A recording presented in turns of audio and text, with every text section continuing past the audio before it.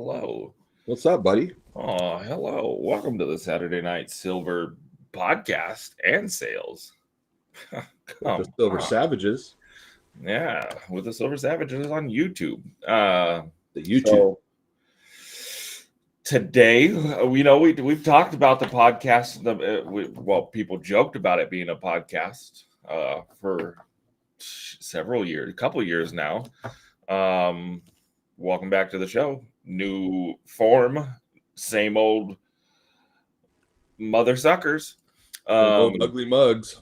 but tonight I have some notes here. So what we're gonna tonight we're gonna deep dive into what's going on in the silver market, right? We're seeing all-time highs, the dollar looking shaky. Um, What's up, Derek? and something that doesn't happen often. Um, and many of you may not have heard of this, but it's called backwardation, You've worked which is the at it. market telling you I want it now, not later. Tonight, we got a very special guest of ours who's going to be in Vegas with us. He's a social media dealer, not the drug kind, the coin kind. Well, sometimes silver's a drug. Right, true.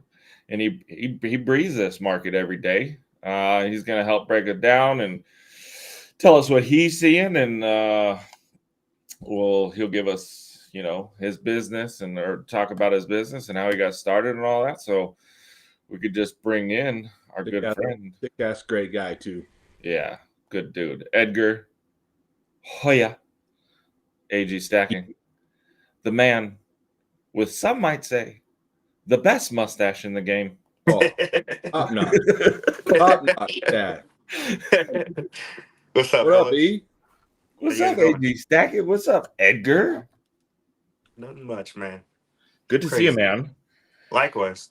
So how you were saying you had a flash sale today? So we were catching him at the end of his day. He's busy on social media, answering DMs, and got quite a system there in your little shop. Yep.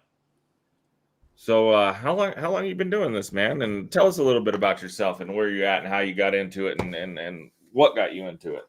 So I got into it by accident, man. Literally, when I was dating my girlfriend, who's now my Before you go any wife. further, my dad said I was an accident too.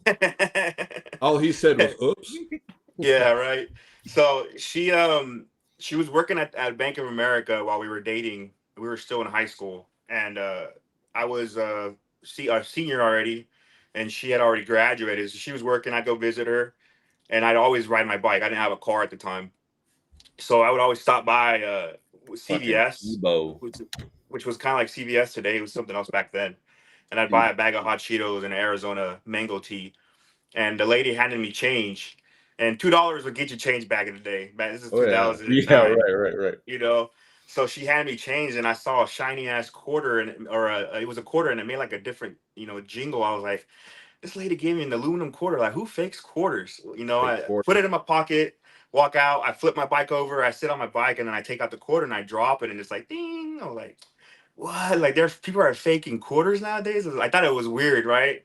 And every weekend we'd go to the flea market, and that happened to be like, when you see a car you like, you start seeing it everywhere. Yeah, It was the right. same thing. Or as I was soon as you walking buy a around. car, you're like, I'm the only one with this car. Everybody has. Yeah.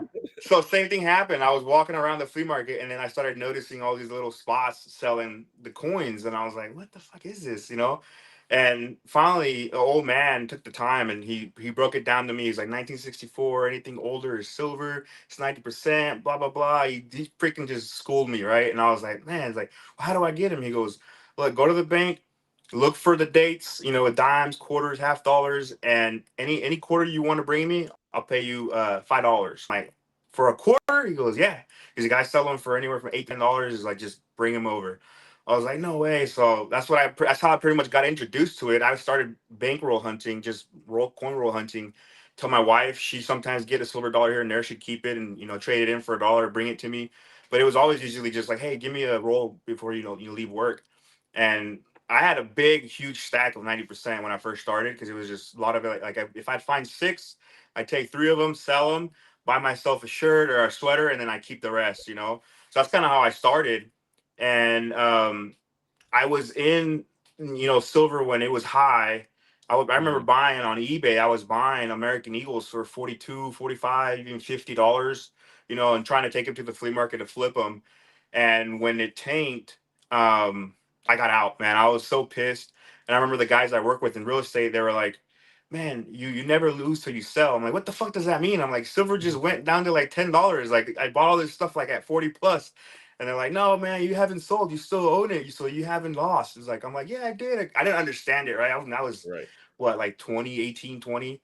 And I just left it alone, never looked at it again for a few years. And it wasn't until I ran into a couple of Facebook groups that people were selling and dealing. And I was like, people are still doing this? What the hell? Yeah. And I got back into social it. media, access to the world right from your Yeah. computer or phone.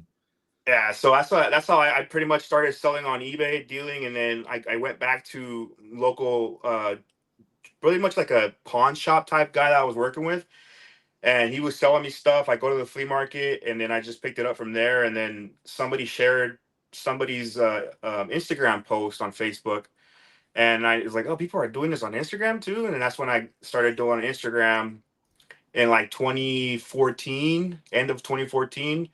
And like 2015 was when I started buying and trying to get my name out there here and there. And then 2016 is when I made AG Stacking. I was like bored during Christmas time and created the page AG Stacking, and then just went on from there, December 2016. And it is what it is now. Here, I'm gonna pull up your real quick. I want to pull this up. I gotta pull up it. You got AG Stacking here. If you're not following him on Instagram, give him a follow. He only posts. He's got 36,000 posts. Not that many. Not that many. I keep it like a museum, man, so people can go back and look at prices. Yeah, absolutely. That's where I find most of my mintages for my stuff is on my. I just scroll down through my Instagram. Yeah. So give him a follow over there. His OnlyFans. What's your OnlyFans where you can actually get the actual one of this here? Yeah, where's the link in the bio? But he had a flash sale today, and this is all the kinds of things from gold to jewelry, silver, anything and everything. Yo. Always deals to be had. So set your notifications. AG Stacking. I recommend do it. And he's got videos that he puts out. And this is what kind of prompted us to bring him on, because this was the talk. What was it? Thursday when all this went down? Was it Wednesday or Thursday when the backwardation hit, where Kitco wasn't matching what our dealer spreads were, our wholesale spreads. You have silver on Kitco with the bid of 50, 60 and the ask. So you got a 12-cent spread. But then you go over to the dealers, Elemental, Deal Engaged, Advanced Chemical, all these bigger guys, they're working off the COMEX spot price, which is going to be a little bit different than Kitco's. And you had quite the spread where spot was at 50.72 for the ask, but the bid was 48.61. So you had quite a big spread. And we'll get into it a little bit why they did it. We'll talk about how we got an email. Like I said, I think it was Wednesday or Thursday. I got it Wednesday night, I think it was. From a big refiner who said, hey, we're not taking in scrap silver anymore. We're not processing scrap silver, junk silver, all that. So sorry, my wife is calling me. I'm gonna have to take this real quick. She's stuck in the gorge. So you want to talk to? Let me back out of this real quick. Let you guys chat for a second. Give me 2 seconds. That's quite the pendant you got there, brother. I know. Look at that. Check it out. How heavy is that thing? It's not that heavy. It's hollow. It's like 93, 96 grams. Not that bad. The chain is like 600 grams. So it's a big, it's a big sucker. Good thing we got those necks. Yeah? The what? Good thing we got those necks. I know, man. My son tries to wear it, and he's like, no, it's too heavy. She's coming home from Vegas and was after the gorge getting into Utah. There was a bunch of traffic. I was just making sure she was getting home okay. So yeah, Thursday. I want to. We'll say it was Wednesday night. We got the email, and Thursday is when I called the refiner and was like, "What's going on?" It's the first time I've seen it personally. Yeah. Like it's the first time that I haven't dealt with refiners to buy my silver. I was buying it from guys like Sean D'Souza and what's that other guy? Stockman. I was buying it from them for the longest time till I was able to get an account with the refiners and stuff. But so this is the first time since working with these refiners that I've seen this type of spread. It's not something I ever really looked at. I was always just looking at the ask price and what I was buying it for. So I called him and asked him what the hell is going on. Like, can you explain to me a little bit? Because our plan was to have someone come on from a refiner. And he's like, well, it's this, that, the other. The futures are trading lower than actual spot price. Like I was saying, the market's saying they want it now, not later. So what those futures contracts are I'm buying it now for you to deliver it to me at a later date, right? They want to get in. The demand is so big right now. Like the futures is trading low, but the demand for physical is exceeding those futures contracts. That's why you're seeing spot price being a little bit higher. This is the real silver squeeze that people talk about. It's not Exactly. 2020 that was created by a pandemic, and then prior to that was the brothers that did all this. You know, this The is Hunt actual brothers. real. This is Yeah, a real squeeze. This is a supply yeah, chain issue. This is yeah. So this is why I tell people, I'm like, it's not like if people are getting scared, they don't want to buy because of what they're seeing. You know, like I like an informative buyer it makes for a better buyer, better stacker, right? So it's like I like to put up all this information out there so people understand what's going on, and they're not caught off guard when they go to a coin shop or they come to a dealer like myself to sell their stuff. I'm like, I gotta buy it at this price because if I can't sell it on Instagram, Facebook, or to other dealers, I gotta unload it to the refiner. If they're not buying it, I'm gonna get stuck with it, or if they are, they're paying super low. But it's just like I tell them, like, don't sell your items if your silver or your gold if you don't have to. The whole reason for us to stack is for the future, right? So it's like if you're only selling it to cash out, what are you gonna do with that cash? You know, like if like I are saying, there's more demand for physical. So if you physically have it, why the hell are you trying to sell it? right. So that'll actually take me into our first segment, and it's silver as a storage of wealth. So, well, we'll start with what silver is to most of us. It's not just another investment; it's a form of wealth storage. It's insurance against inflation or bad policy. Me personally, I don't buy it to get rich. I buy it so my money doesn't rot while the dollar burns. Yep. Whether that be the weakening dollar just based off other currencies or inflation. Let's think about eggs used to cost $1 and now they're almost $3.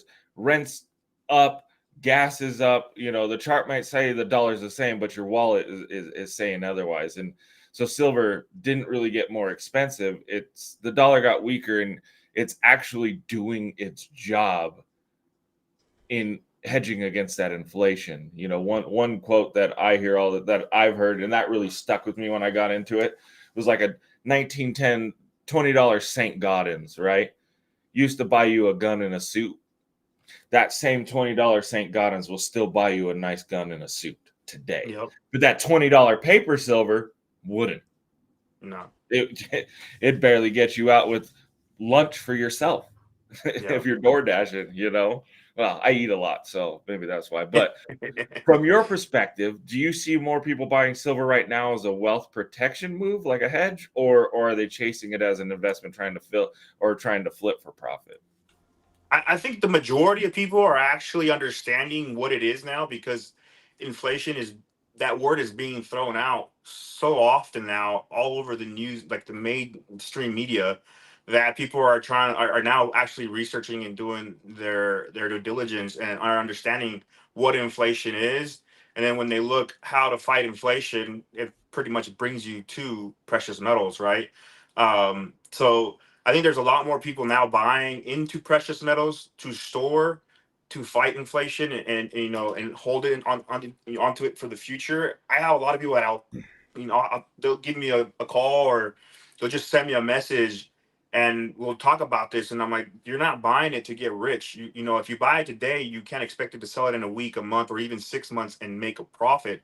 Like you're literally buying it because you want your dollar to be worth more in the future. And the only way that happens is if you have it in precious metals, because your dollar's not going to get any stronger You're unless not the relying, economy right?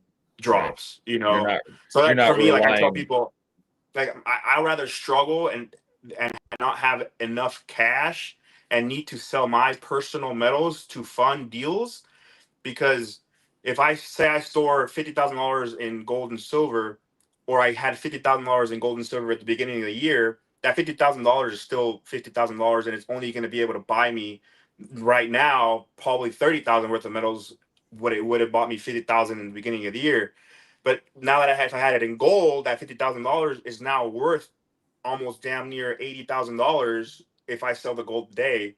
You know, so that's why to me it's like I'd rather just keep the metals, and instead of having the cash and struggle, like, okay, I need cash for this deal. I got a $10,000 deal coming. I got to go sell this to the refiner. I got to sell this on my flash sale. Come up with the cash in 2-3 days, and then boom, have the money for it. And then it's pretty much I'm just recycling that money into metals and using it for the business, and then just keep going.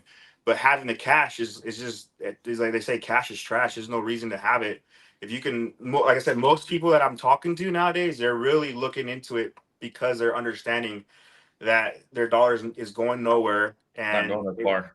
physical silver and gold is where it's at, and you can actually hold it for a little while, and 6 months to a year, it's going to be worth more than what if you would have had it in cash. And another way is people use it as a savings as well. So some people can't save cash.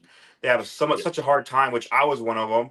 This was my savings account, and now I'm like, I have a savings account that's damn near doubled since I've been, putting away little Right. grams of gold and pesos and silver, That's why and I got into it, man. I got into it you because know, I've said this before on many live streams. I had a problem with spending my money. I worked my ass off doing construction, and I loved enjoying the fruits of my labors. And I was buying shirts, shoes, shit, hang like stuff to just hang on my wall that I didn't even wear. yeah, And I go to, oh shit, I need some money, which wasn't really the case. But if I ever did need to go to the money, need money, that shirt that I hang, I'm not going to get the money I put into it. And that's where I found silver and gold. So actually, for everyone watching, I just kind of want to know where the chat is. Are you stacking for protection or playing for profit? Drop it in the chat.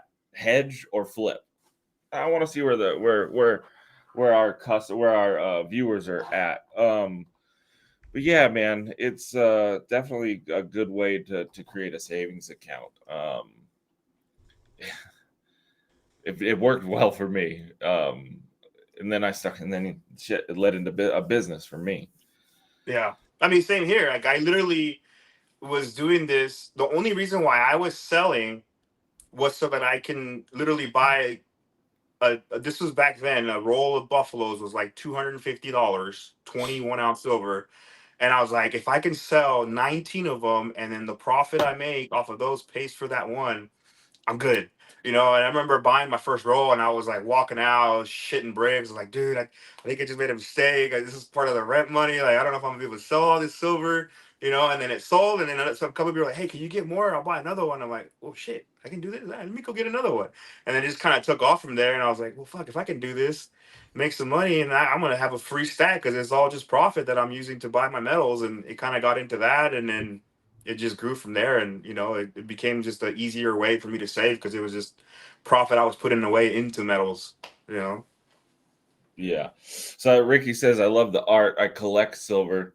If it's worth more later, great. And that's another thing we talk about. Buy what you love. And you actually made a video about this on your yeah, there you go. You made a video about this and posted it. I believe it might have been on your stories, and it says Yeah. at the end of the day, like, this is why we say buy what you love, because if you can't sell it, because sometimes it is hard to sell things. Oh yeah. Especially if you're only on social media and that's your only outlet. There's plenty of outlets. There's Reddit, eBay, several places you can put them up. I see Facebook Marketplace, people doing it locally. Mm-hmm. I see on Etsy. I see it all over the place. There's plenty of places to do it. But if you're solely looking at Facebook, we're watching over the past month or so with this roller coaster of a ride we have on our way up, where it's up, it's down, it's up, it's down. People are putting shit up for spot and it's sitting. Yeah. And that's because a lot of people are still hesitant to get into it. Sure. But that's not saying that metals aren't moving. I was talking to a coin shop down the road from us that we're actually going to be working with here on this page or on this channel in the future. He sold more silver in the past 2 months than he said he sold all year long. He said it's been wild how many people, the public, are actually entering the market. He put a number at since this year total, he's at over 1 million ounces, which is awesome, you know. And it's actually good for me to hear too, because my website does pretty well, but I am watching things on Facebook as well and watching things sit. So this is my business. This is how I feed my family. So I get a little bit nervous sometimes. But then this guy comes in and he's like, dude. And so we're going to actually start working with him and selling product in this store. He's like, we can move your shit all day long. So it'll be fun. So and where I wanted to go with this is like looking at it as a hedge is how I do it and how most do it. But looking at it as an investment also isn't a bad way to do it, but it is about timing. Yeah.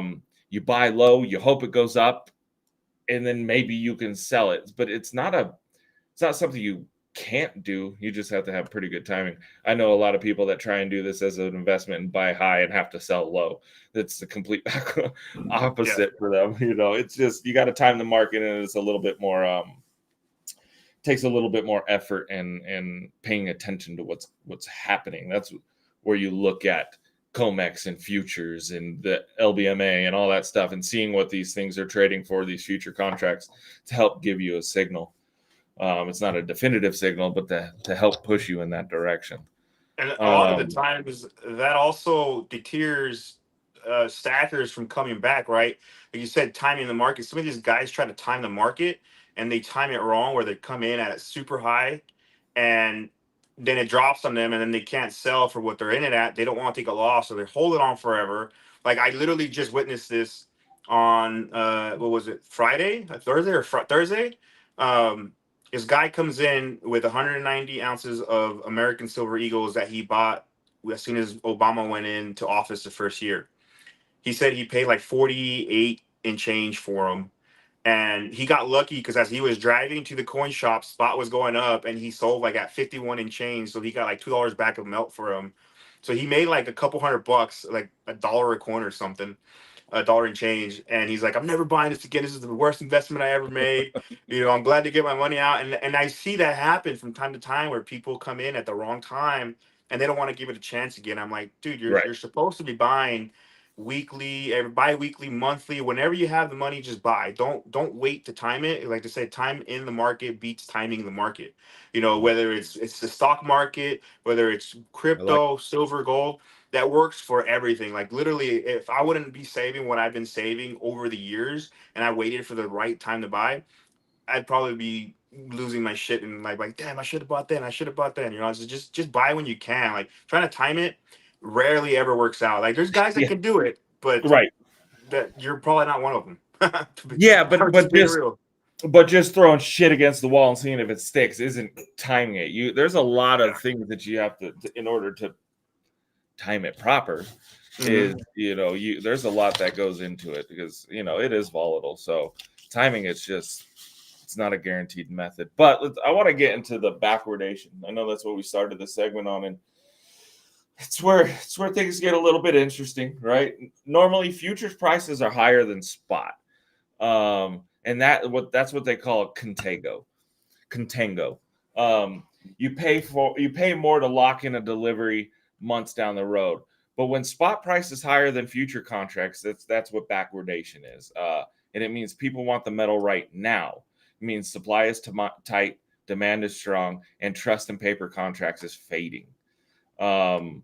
So you've been in this longer than me. You've seen a backwardation like this. We had one in 2022. I think we had another one in 2016. Yeah. Happened in 2011. There's several times. It's not a common occurrence, but it happens.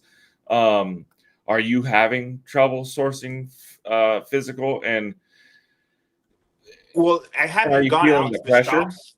I haven't gone up to the shop since I mean, it happened Thursday, Friday, so I hadn't had enough time. But locally, like I said, like I went Thursday, and every single shop, man, had phones ringing literally nonstop. They'd hang up 10, 20 seconds later, they ring again.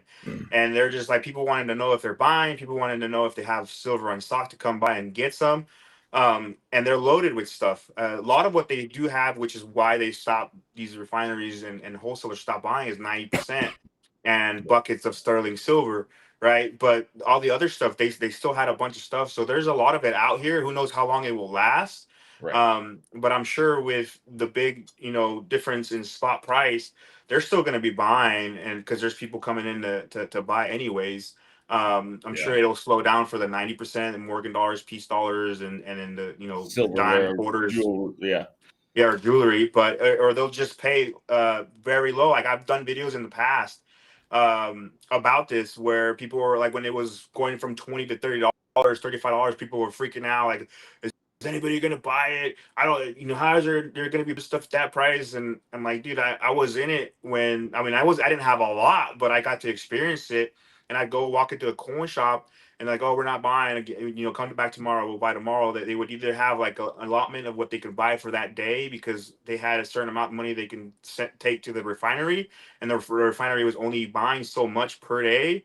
And then they were dropping their buy price because the refiners were dropping their buy price. And like, again, that was my first time experiencing it. And when I got out of silver, that's why I didn't want to go back in, but luckily I did. But I noticed, that's what I was noticing. And it's like, there's going to be people buying it. There's going to be wholesalers, refinery buying it, but they may not be at the price. So like you might have, at 40, you might have been selling silver to a dealer for $1.50 back of melt, $2 back of melt. Whereas right now it hit 50, you're going to probably be having to sell it for $5 back of melt. So you would have probably been better off selling it when it was 40 than when it was 50, because you're going to get a lot less per ounce when you could have put that money into gold. And in the time frame, you would have made more money if you would have put it into gold or something else, put it in the market, get some dividends or something. But there's always people that are going to be buying it, where it's peer-to-peer, refinery, wholesaler, dealers. But it just depends on what they're going to buy it at. It might get down to where if they really don't want this stuff, we're going to pay 70%. So what are pawn shops, like coin shops, are going to look like pawn shops buying at 50% of mil? Like they think they're going to be ripping people off, but in fact, they have nowhere to go with it. So they have to pay low or just reject you. And most shops say anything that comes in the shop, it's our priority to buy it.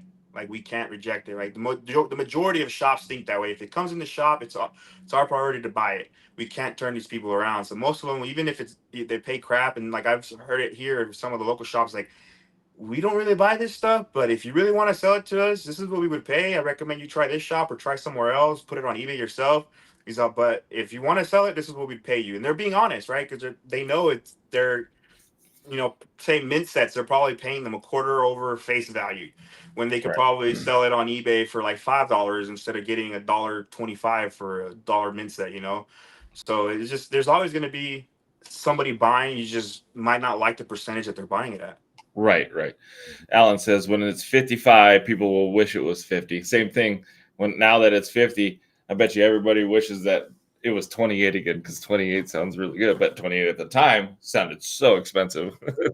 40 sounds it's just, it's funny. In this industry, everyone wants it to go up until it goes up. They're like, I don't want it to go up anymore. I want to be back at $18 silver. Good man, I was looking back at some of my old posts where we were selling 2 ounces poured silver for $56. And I'm like, man, I miss those days. But this is the hobby and the thing that we're into doing its job. It's doing what we want it to do. Unfortunately, it's happening a little bit faster than we want it to, and obviously, we don't know what's going to happen in the future. Look at it, 2011, but that was, like I said, that was crisis driven for me. That was more crisis driven, is how I see that. But it went up, and then same situation for you. You were buying it at 40, and it tanked to, tanked down to 10. And we can't say that this market won't do that, but I don't think it will. I think this is different. I think the time now is different than it was then. If it does, I don't see it going back. I really doubt it would go below 30 if it does happen, because I think it's gonna still be suppressed because of how much silver is being used industrialized. Right. You know, like I was talking to a Yeah. buddy, like I sent him this message. It was like I was working on this video I want to put up in the future. Um, your average, I'm gonna read this out. Your average full electric vehicle uses around 2 ounces of silver per vehicle. In the U.S., there it's about a million cars, electric vehicles that are being made per year. That's around 2 million ounces of silver used just on electric vehicles in the USA. If you look at worldwide, it's 11 million electric vehicles made every year. That's 22 million ounces of silver being used just on electric vehicles every year. And this is only from 2022.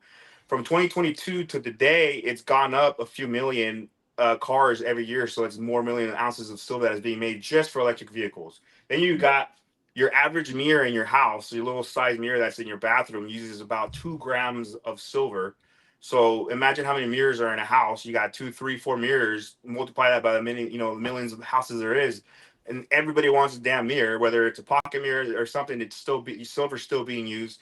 And then you have your average solar panel, which California is one of the biggest states that's pushing, solar panels. Each panel uses about 20 grams of silver, and how many houses have panels on them? So it's like they're pushing this electric, future for us, and all electric anything that goes into electric is being used by silver is being used for it. So it's like they're gonna need the silver, and eventually I think these mines are gonna start running low, and they're gonna start treating these what do you call them, the garbage places as the landfills. They're going to start mining landfills to go recover and recycle all these computers and electric panels and all this stuff that's being thrown out, because that's where it's going to be. All this stuff just gets thrown out. Silver doesn't get recycled like gold. You got computers, you got old cell phones, you got anything that has a microchip that got plated with gold. It gets stripped down, and there's people out there recycling it. It's not worth it for silver because it's so low. The amount of time and material that goes into refining it, is not really cost effective. But as soon as silver does go up, higher, people are going to start going and mining and literally looking for digging out stuff out of these damn landfills. And it's going to get crazy. But again, it can only go so high, because if your cars are going to be, they're selling now and the prices are dropping because there's so many cars that are coming out every year. They can only keep it so low. And if silver goes up higher, they're gonna have to raise the price on the EV vehicle. So it's like they might keep suppressing it just to keep the cost of everything, because it's used on medical devices. So silver is Right. used so much nowadays that it's hard to say that it would go to $200, $300, $500 an ounce, because it's used industrialized so much that it wouldn't make sense, because the cost of everything would be so damn expensive. Right. Medical bills would go up because the catheter is coated in silver that goes in your pee hole, and that they use that quite often. So it's like, like that the cost to use that is going to go up because the silver went up. So it's like it's not going to make any sense. So I think that's the reason why they'll still keep it suppressed, but I still see it headed If over they to can. 100, and then If they kind of can, because stabilizing. if they can, because the way I see it with the mining is, most of the time silver is a byproduct of the mining, right? It's Mhm. not where they're not going out and looking for Absolutely. silver mines. They're out there doing this, and oh, hey, we found some silver. So Yeah. even now as we speak, some of the mines, I don't even think right now at $50 an ounce we're even at what it costs to mine an ounce of silver. I might have to look into that. I'll look into that, and don't quote me on that just yet. But I don't even think we're at the ounce is actually at production cost at a mine. But anyways, someone was talking about these solid state batteries, which I think we're still a couple years away from, maybe a few years. Those use like 5 grams per cell, and they're talking about 200 cells per bank. So you're talking 1,000 grams right there, a kilogram of silver in each car, each electric vehicle that's going to use a solid state battery. So, so I say, we hear about this suppression thing, and the way the banks and those guys are able to do it are with futures contracts and stuff like that. But that's where I think we have more of a backwardation situation, where physical demand will still be greater than what futures are trading for, which drives the physical spot price up. And maybe not spot price, but premiums because Yeah. it's, I think as with cryptocurrency, as things get older or more people get into it, it's scarcer and scarcer and harder to get. Same thing with this.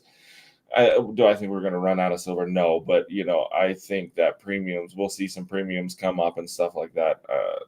Maybe not right now, but soon. We'll see how that goes. I don't have no crystal ball to tell you, but yeah, there's. I just say keep stacking for me. Oh, for Like, sure. put Like I what tell you can people, away. Whatever you can. I did that video on my story too. I was like, okay, you every day you buy gas, you fill up with gas, whether it goes up or down. You buy food, whether it's up or down. Your mortgage is up or down. Your interest rates. No matter what, your rent, everything you're buying, and you're spending this money every day. So why is precious metals any different? Why are you gonna stop just because gold and silver are up? Like especially for those people who have been in it in the long run, where they're in it at 8, 10, 20, $30 an ounce, like you're just dollar cost averaging. So if you put it all together, you're really only adding a couple dollars more of expense to your original stack because you're buying it high. But if it does come down, you're able to keep buying again lower. But it's like, why stop? Like I remember my first 250 pesos were 1350. If I would have stopped when they went to $2,000, I would have been like, damn, I wanted to build a full date set.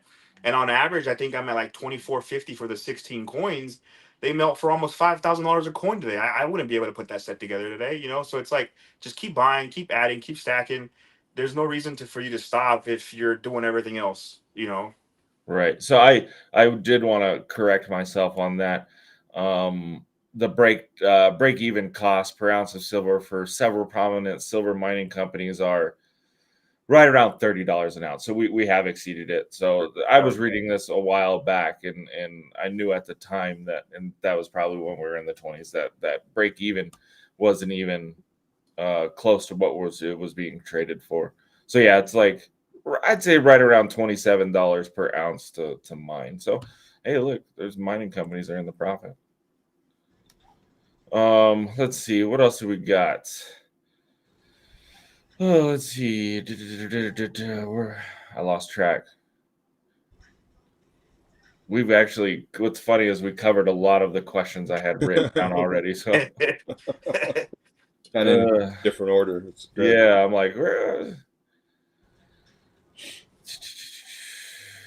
and I copied and pasted. Edgar, I watched a few videos today, and the bigger dealers are actually using that COMEX Yeah. pricing versus Yeah. Kitco. I got a text. People are coming in saying, "Hey, what's going on? Why can't I?"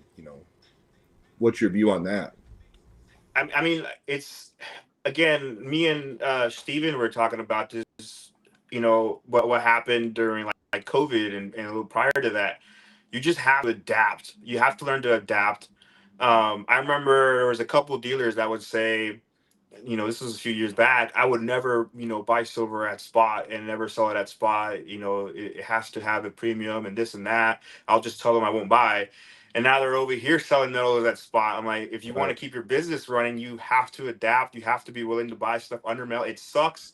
You don't want to do that to your customer base, but they need the money. You need the product to sell, and you have to do it. So you just have to adapt to whatever goes on. And it's the reason why I put these videos out so that I know, like, hey, this is the reason why I'm buying stuff at $3, $4, $5 back of melt, because this right here is happening. So if I can't sell it on my page, I have to go to them. And if they're not buying it, I need money to run my page. So it's like I have to do one or the other. Either I won't take it or I'm gonna have to pay this low. And it just like I got a text from one of my buddies. Like they're literally like they're my dealers, but they're like friends. They'll shoot me a text, or we'll call. They've been to my house, I've been to theirs, and they'll shoot me a text like, hey, if you're buying, use this, use Comex, use Elemental's chart. Don't get caught off, and make sure you're buying low, because you're gonna get your ass fucking caught with your pants down if you're not buying right. I'm like, man, I appreciate it. They'll give me a heads up, just because it's like, again, you have to adapt. You don't know, not everybody knows what's going on, and people are still buying as usual, and then they go a week later to the refinery and they're buying less than what they've been buying at. So they're like, holy shit, like what happened? And you just don't want to get caught off guard. And that's the reason why, like, I try to update on my page, and it gets lost after a flash. So there's freaking You 100 do such a posts good that I job of do, that. Such a good job. but But it's like try to keep everybody updated. Like I said, a Yeah. well-informed buyer stacker makes for a better stacker and buyer. So some people say it's gonna hurt me. I'm like, I don't care if it hurts me. At least you know what's going on. You're informed. I think No, it may, like I said, people appreciate it and they'll start. Like I can tell them, hey, don't buy this item because it's crap. Nobody's gonna buy it from you. And then I'll put it in my flash sale and it'll still sell out. But like I told you not to buy it, right. but people want it, so I have it, and you bought it anyways. But it's like I told you, like later on when you go to sell it, you may not do well with it, but people don't care. You got to buy what you like, Buy what and you again, like. just buy what you like and adapt. That's what I just gotta say when it comes to prices, price change, and fluctuations and stuff like that. Absolutely, I agree. Got to roll with the market, whatever. Mhm. Doing. I like It's like buying you what I guys, like. like Steve. I'm sure like you guys will have like pours that you think are going to be badass and it ends up being shit and you're like, well fuck, do I keep making them and try to sell them or do I just turn on to something else? Right. You gotta just move on and fucking keep going. I had this conversation in a group chat we were in. It was like, when we make a piece, I want everybody's money to 5x. I want everybody to make money off my product, but not every we're coming out with 1-2 pieces a week, and not everything's gonna be a banger. But at the end of the day, it still costs money for me to make these things, and Right. we get this often in our circle, the poured circle, is but spot's this. You got to remember that spot price you're seeing is, like for the most part, it's for us. That's raw silver. That's Yeah, in that's yeah. in shot or round or bar form that we have to. Really not I even. got to pay for the tools. I got to pay for the Yeah. space. I got to pay for the employees. We got to pay the health insurance. Uh, keep the lights on and everything that goes, all the consumables that go into it, the design work and all that stuff. And we're out here producing 50 vintage pieces, and like it's expensive to make this stuff. But I see brass statues being sold for 300x the value of the metal price. Bro, I see Those beds. copper and brass jewelry, and I'm like, I'm over here having a hard time trying to get $3 a gram, and these motherfuckers are selling brass for like $10 a gram. I'm like, how the hell? I always I always joke with my wife, if I don't make it in the silver business, that I'll just go to the brass business and do the same thing. Bronze statues. Yeah, bronze statues. Maybe I'll do that like Viking, that Nordic gold or whatever, what that alloy. Like But go see to something that in you guys gave me that idea. Were you guys? I think you guys were live or somebody posted something.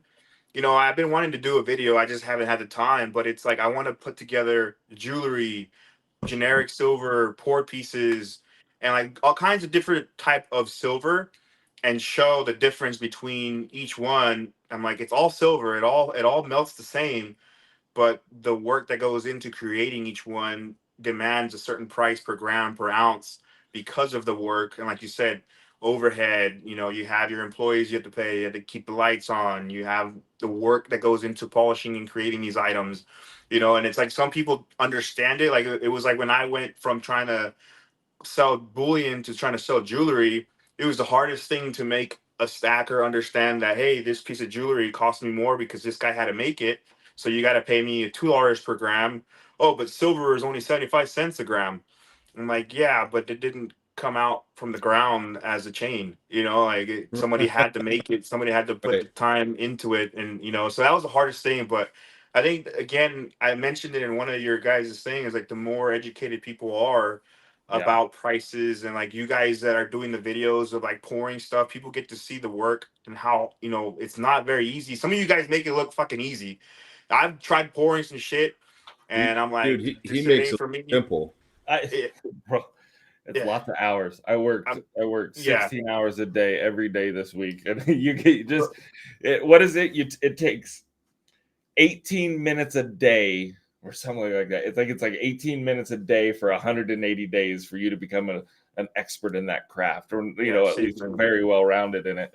I'm way over that, but this is the one thing I want to talk about with what you were just saying about putting all that together. There's an old, I don't know who said it. I don't know who it's attributed to, but it's like when it comes to like iron, right? So a bar of iron's $5. Made into horseshoes, it's 12. Made into needles, it's worth 3,500, and made into balance springs for watches, it's worth 300,000. Yeah. So it's like it's iron, but it's just what you do with it. And we're not a machine over here. Just press a button and let it kick out coins. We're in here sandcasting and grinding and sanding and finishing, and there's a lot of guys that spend a lot of time in their pieces. Remelting and repouring. 100%. And also see with the final product, you don't see all the failures along the way. No. Exactly. And also with that is who and where you're selling it, right? You have to have a clientele for that. Again, some of the following that I have is solely based on bullion, gold, and silver. And I have some others that are literally just jewelry. And the jewelry guys are willing to pay $100 a gram for 14 karat, where my bullion guys will be like, I'll give you melt, and melt on that XXX. yeah, so you have to have the customer base that's willing to pay for your labor, and Right. that's who you want to sell to, because you can't drop your prices just to make your customer happy. They say the customer's always right. Fuck that shit. You're not. So it's like you're not gonna make them happy by dropping your prices close to melt when you just put in a fuck ton of hours learning how to do this shit.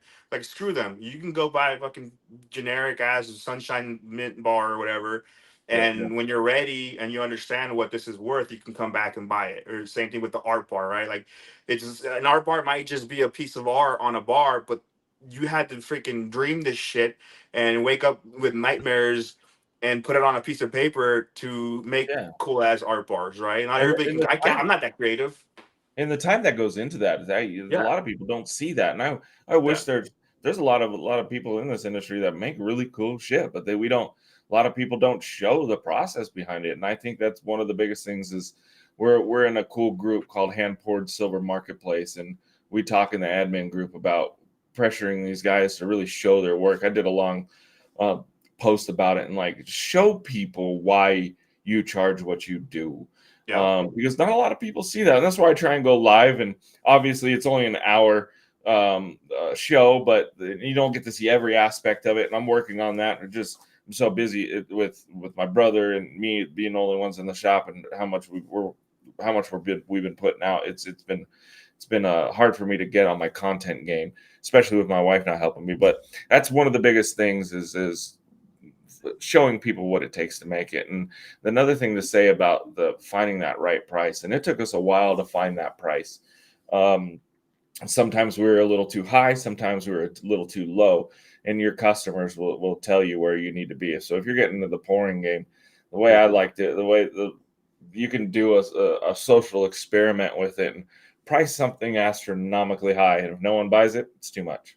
And especially if you've built up a following like we have, we had to work our way up to that. But I have a number that I really would want to get for my pieces, and maybe one day we'll get there. We're still a pretty small company, but right now where we sit with our profit margins, things are working out pretty well.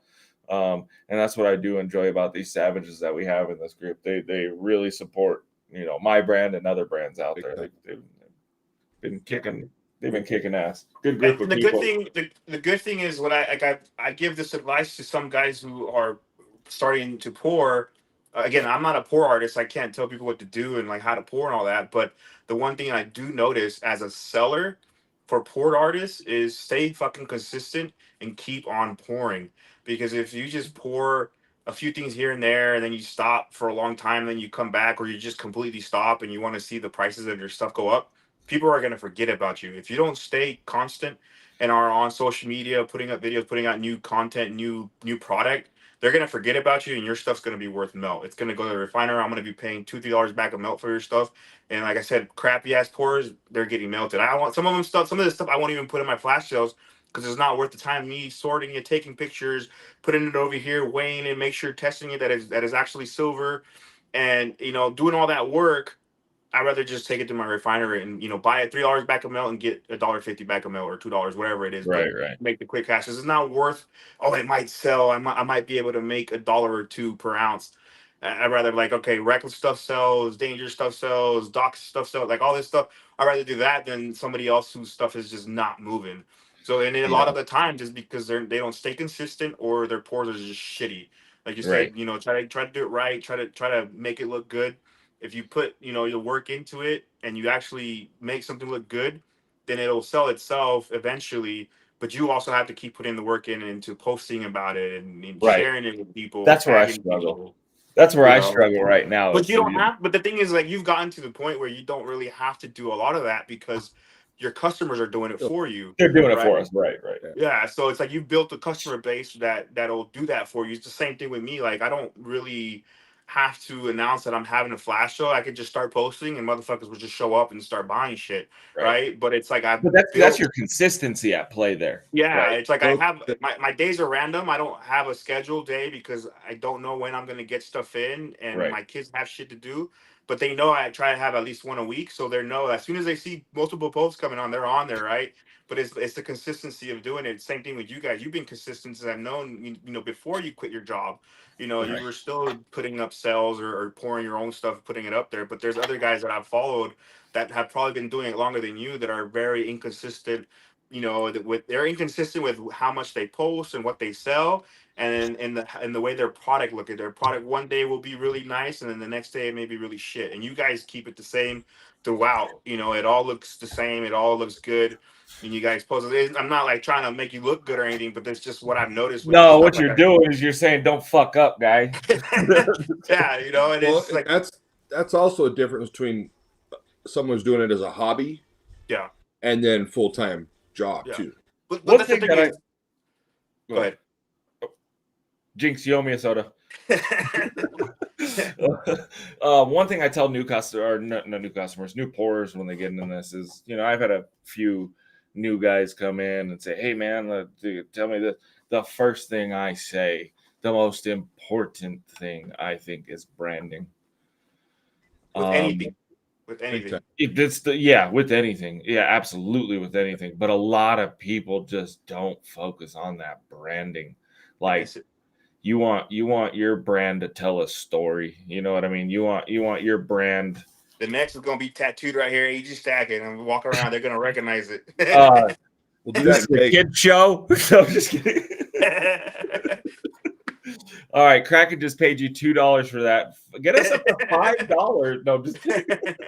$2. But yeah, the branding is everything, man. Like, Yeah. you want to put business cards, stickers, make hats, make shirts, like put your name out there. If some like anytime I fucking see a skull, reckless automatically. Like I fucking hate schools. I don't fucking really buy school port schools and stuff. But anytime I see something, like I was at a Big fucking time. store.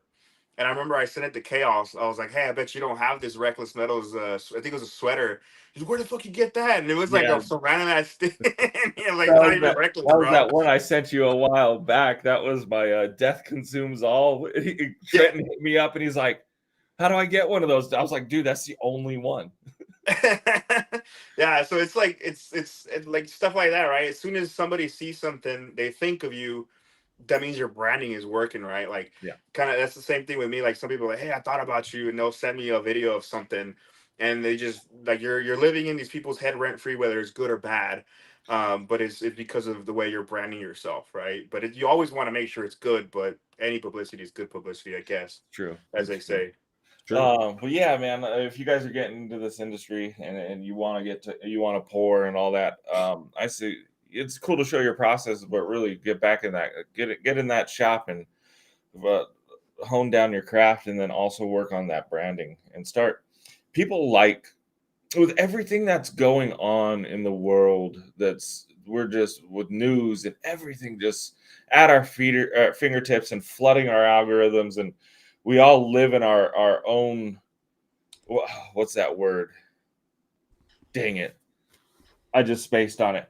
That you create your own uh, algorithm that's like, Echo chamber. what's that? Echo chamber. Echo chamber.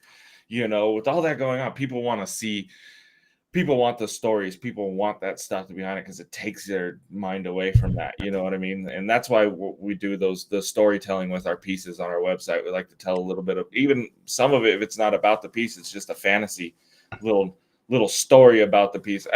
I think it's fun. But yeah, work on your branding. People will really start to gravitate towards your brand if you do a good job at that? Like with me, it's a lot of it is me. I don't necessarily share my kids on my main page now, but I do on my stories. So people can relate. They could see that I'm just an average person with kids as well, with a family. They're fucking playing sports. They're fucking tearing shit up. And, my son is running around fucking practically butt naked, and they could see this stuff and relate to it and be like, oh, this Yes. guy's just another dude. Like I said in my videos, like I didn't come into money. Like I literally lived in my parents' house. At one point we had 28 people living in our house. Like we had two living rooms. One living room we converted into a room so we can rent it out. We converted the garage into a room so we can rent it out. Me and my brother slept together. My sister slept with my parents, and the other two rooms were rent. So like we never had money. Like my dad, Awesome. first 50 peso was the one I gave him last year, and I put it in a bezel for him, That and he was a was great crying because he never thought he'd get one. Great So video. people think, oh, this guy came from money. He has like, no, I've worked for my shit. But it's like this is the reason why I put some of this stuff on there, because people can relate. If you can relate with me, one day if you keep saving, you might have this stuff. And it's like I want people to be able to relate with me. I'm just not some guy with a lot of money. Like fuck no, That's why but I've always been attracted to your brand. It's you've built a personal brand behind your brand. Your personal brand it accentuates it adds to your brand. You know what I mean? You've incorporated the personal brand and your brand together really nicely. yeah. I should send you a book about that. I don't think you even need to read it. It's called the personal branding, and it's branding yourself into the I might business. I might have it already. Yeah, There's like there's just like certain things, like you just look at other businesses, right? Like I that's what I did in the past. I would study other business, how they work, and then I do a little research. Like I mentioned it before to somebody else, my flash sales are like Costco. When you walk into Costco, what do you see first? The most expensive items, the TVs, the refrigerators, and all that, right? So when I start my flash sales, I always start with my bigger bars, my 100-ounce bars if I have them, or 10-ounce, 5-ounce bars, which is mostly expensive silver, right? Then I end with the gold, but I usually start off with the more expensive stuff so people see it. They're like, oh shit, is this expensive stuff? They're kind of waiting for the other stuff. And as soon as the cheaper stuff starts dropping, boom, boom, boom, bins, bins, bins, bins, bins. But that's what Costco does, right? Costco, you walk into Costco, they're expensive shit, so that when you start going through the aisles, oh, that's only $5.99. Oh, grab, throw it in the cart. Oh, throw it in the cart. It's just a psychological thing, but it works. You just got to study other businesses and how they're doing and why they're doing so well, and then incorporate that into your business as well. And like I said, some of the stuff you've done really well yourself, and I could tell some of it you probably learned by watching other businesses yep, or other people, and it works. yep. I learned from them. So we're an hour in. We're gonna wrap it up a little bit here, so we can get Chris into some sales, and we're gonna get this Halloween extravaganza. But I got some rapid fire questions for you. All right, bars or rounds? Bars, Collectible or bullion collectible. for your personal stack? Yeah. Okay. His got stacks for days. Graded or No. raw? Raw. Yeah. The last piece of silver you'd grab in an apocalypse. The last piece of silver I grabbed The from my last stack. piece, not your first piece. You're not like, I'm taking this one. I'm taking this one. What's the last one you would grab?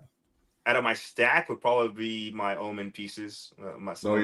No, the last ones, the ones that you wouldn't, because you want the first ones you're carrying. Those are the ones you make sure you're to taking me with behind. you. Yeah. Be my generic rounds All right.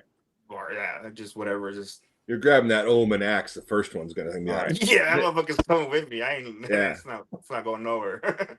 Let's see. What's your favorite coin to flip fast? Flip fast, Libertads. Libertas. Yeah, I have a 4 books now, but as far as stacking rolls, not a single roll. I just books. That's it, and they're for my kids. All right, and this is the last one, the most important one. It's like this is how people will remember you from this live stream. It'll be on your graves. It'll be on your gravestone. Pineapple on pizza, yes or no? Fuck no. I see you. I see you ask Shanti Souza. I cannot. All right, buy AG stacking.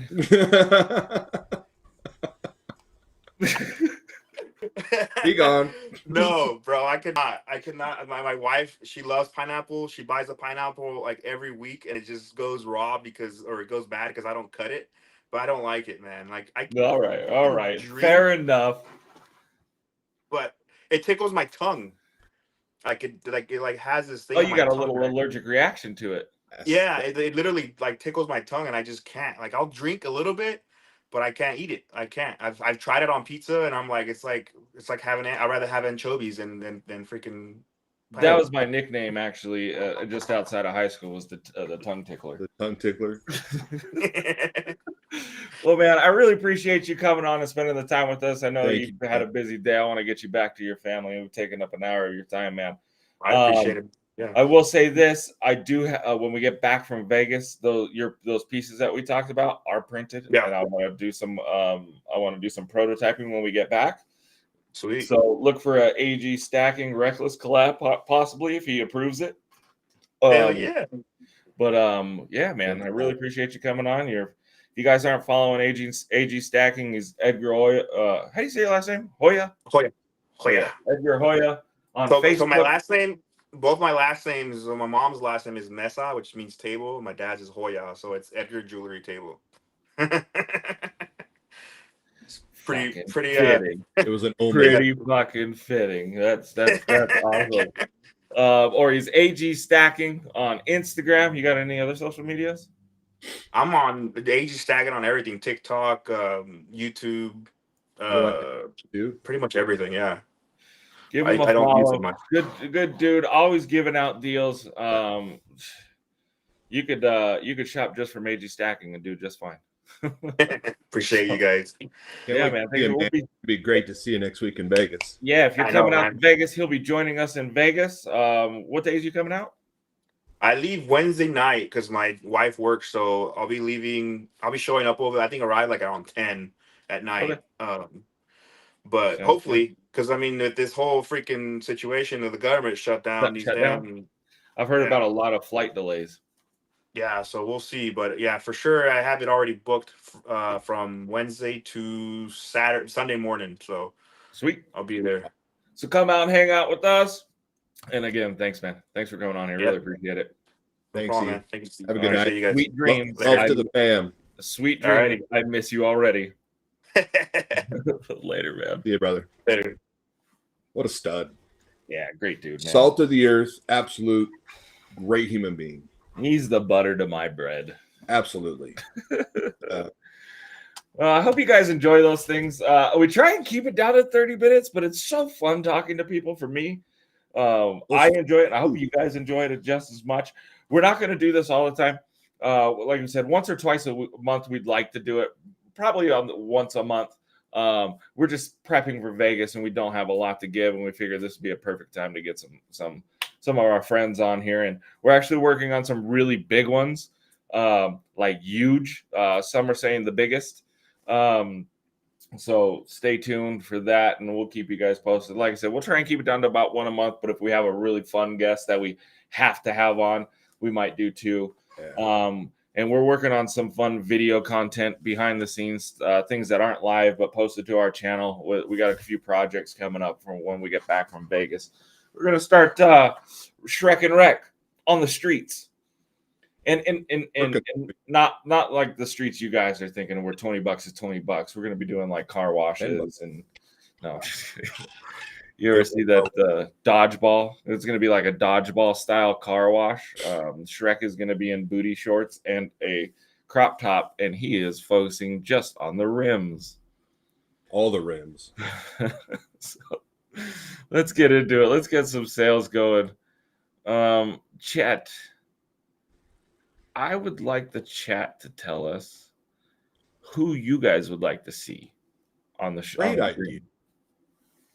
Great idea, guys. Yeah, who would you like to see so we can add them to our list of potential guests? We have 8 of these left. This is the 100-gram Obulus, third in the series. Yes, Scott. Control, in fear we trust. We have 8 of these left. After that, they are gone. So 8 available. Shrek and Reck for the streets. We are for the streets. We're going to be hitting the streets, but out here hitting the streets in St. George, Utah, we will be riding our orange and black scooters. That's so true. BI in 1675, 8 left. Third in the series. Omen. Got Kuhn with 1. I'll hit up Donald Trump. I got an in on that one. Jim Mann, thank you, sir. I got an in on Donald Trump. Miss Cleo. BIN 1695. We have 8 available. That's all we got left. 100 gram. Control and Fear We Trust. That's part of the One Obulus series. I actually have probably the best contact to get a hold of Donald Trump. That'd be Stormy Daniels. Oh, you know Stormy? Oh yeah, we go way back. We went to different schools together. Yeah. Drop Bear. No, Drop Bears. Drop Bears are fake. I grabbed her by the. Never mind. Whoa. All right, we got 6 left, guys. We've got Jim Mann with 1, Jeff Kuhn with 1, BIN 1695, 100 gram. I don't think that was too soon. If it was, The chat's awesome. get over it. All right, guys, we'll pull this. We got 6 left. Let's do this real quick. Go ahead and put some more up if you want. I'm gonna set my screen up. We will be selling the Halloween extravaganza stickers here on the stream today, so be prepared for that. We haven't sold many. I'm hoping that this isn't a dud of a extravaganza. I'm gonna have to change the name to the not so extravaganza. Extravaganza. If it is that way though, and we don't get many sold, I'll just post it up on my Facebook and let the public go because I want to build this up. We have 6 models I want to do. I don't want to do just a couple. Yeah, there's no reason why this shouldn't be huge. Huge. You just we should get Coda on. That'd be fun. Talk about the Port New World Museum. Run the table. 1 ounce copper triangle. Unlimited stickers in gold, silver, and trust. Yeah, as many as you want, baby. Fully colorized. 5 left. I have a little bit of hodgepodge tonight, guys. A little bit of clean off the desk. Oh, Vegas. you clean off the desk different than I do. I do it more like they do back in like not even I can't even say back, but like when you get the chemistry teacher's kind of on to you, and she's like, "Hey," and then she like takes all of it, and just like pushes it off the desk. That's how I clean my desk. I just throw it all on the floor and let someone else deal with it. This is like metaphorically speaking. Okay. Huge. BIN $4.75. Yeah, Halloween ordinary, right? Run the table. Did Trent grab one of those? Yeah. I think he got like 10 of them. King of Copper. Copper King. Well, he's always said he wanted 15 balls in his hand. Yeah, he's tried several times. So, You ever seen him in Vegas? right. All right, we'll pull that. Oh, Rick McDonald with 1. Thank you, Rick. Huge. Swamp Thank Dog you, says he wants 5. Let me or no, he didn't say 5. He said 25. 25 stickers. All right, $5 for the Halloween extravaganza stickers. I'm gonna go ahead and bring up just the models. We haven't poured them yet. I'm thick in the Vegas prep game. These are the models that we're hoping to get on the stream or to get on the wheel. Chucky, Michael, Freddy, Ghostface, and Jason. It's a lot of balls. It's a lot of balls, Chuck. But he is a talented young man. He is. We got Rick McDonald with 5. Got you, JP. Thank you. So for those of you that weren't here last week or haven't experienced an extravaganza, all through the month of October, every time we go live, unless we open it up to the public, you can buy stickers, as many as you want. The more stickers we sell, or For every sticker purchase gets your name on the Halloween extravaganza wheel. The more stickers we sell, the more pours we put onto the wheel, the more chances you have to win. Last year we had on 4th of July we had 4 different designs. Actually, no, 5 different designs, 4 closed casts, 1 round, like a half ounce. I think we did a half ounce and a 1 ounce. And you can buy as many stickers as you want. There's no limit on these ones, but why am I stuck? I'm stuck. My screen's stuck.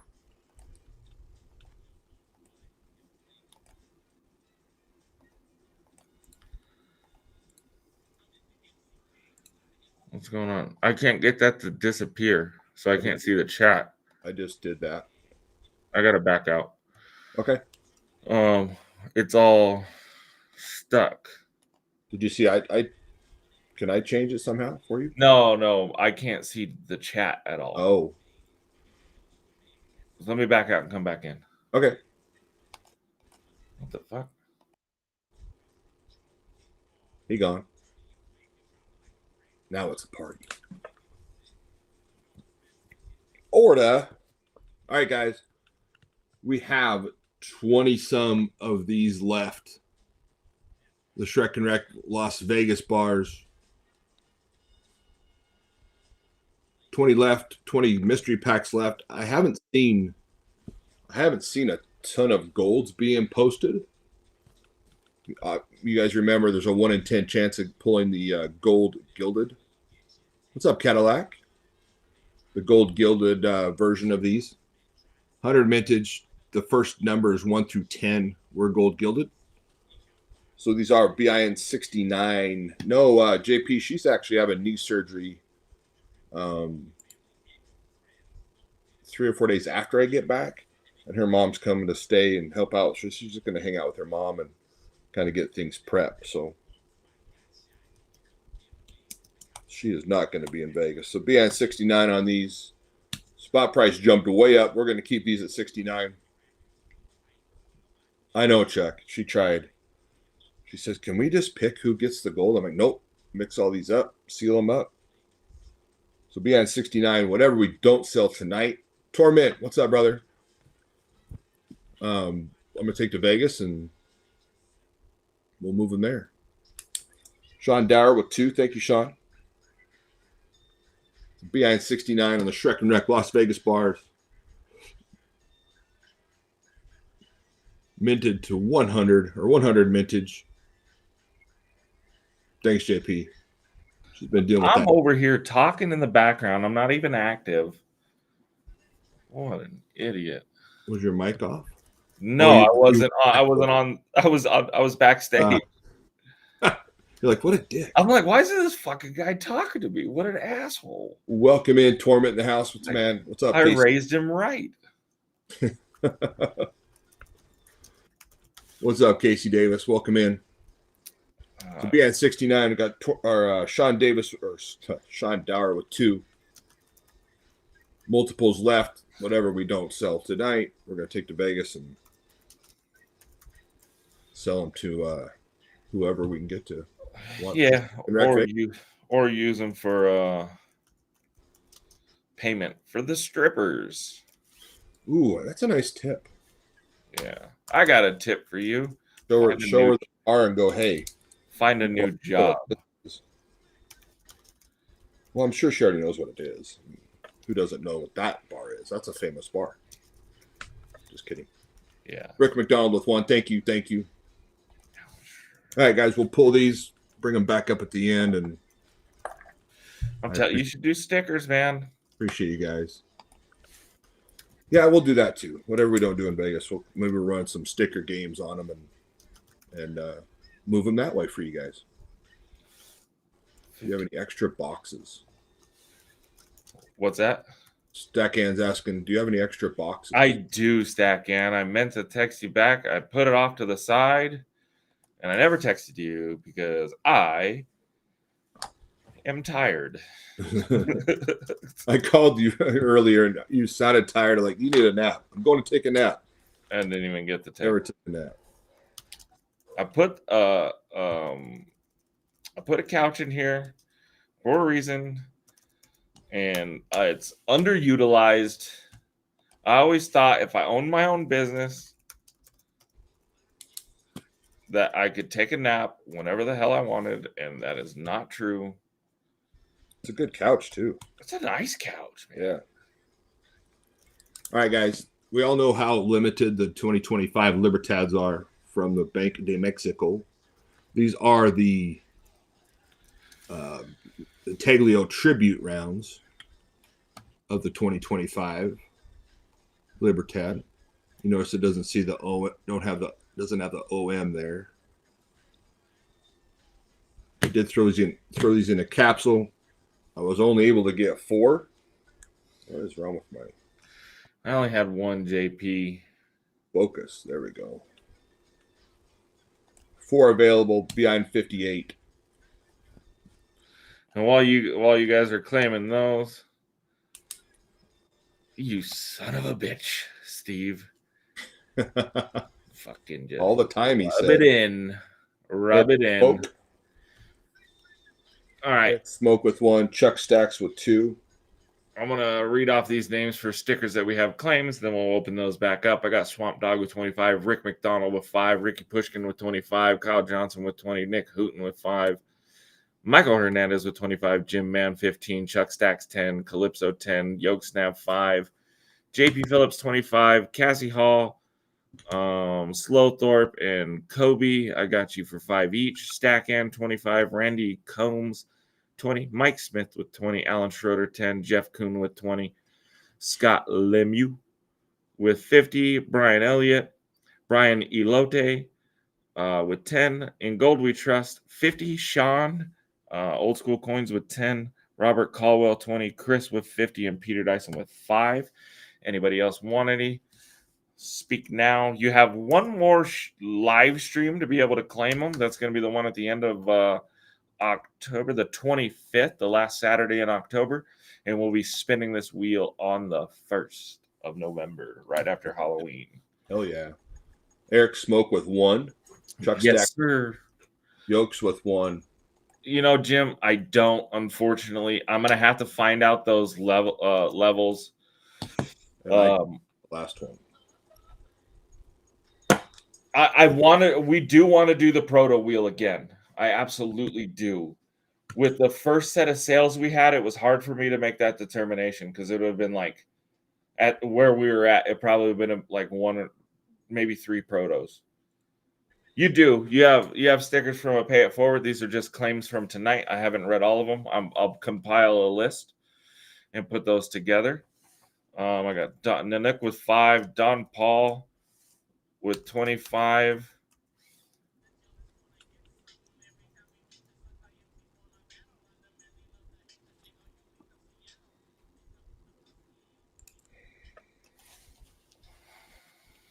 This is the vintage version of that Libertad tribute.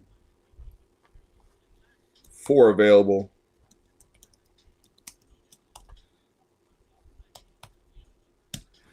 Behind 58. What Old School? What's the problem? I see you saying it's bullshit, but I don't understand. For these, they don't have. There's no proper format for bins. For me, when we do these, it's not saying that you have to bin 58 and put the price. When we put it in, it separates and shows us where to start.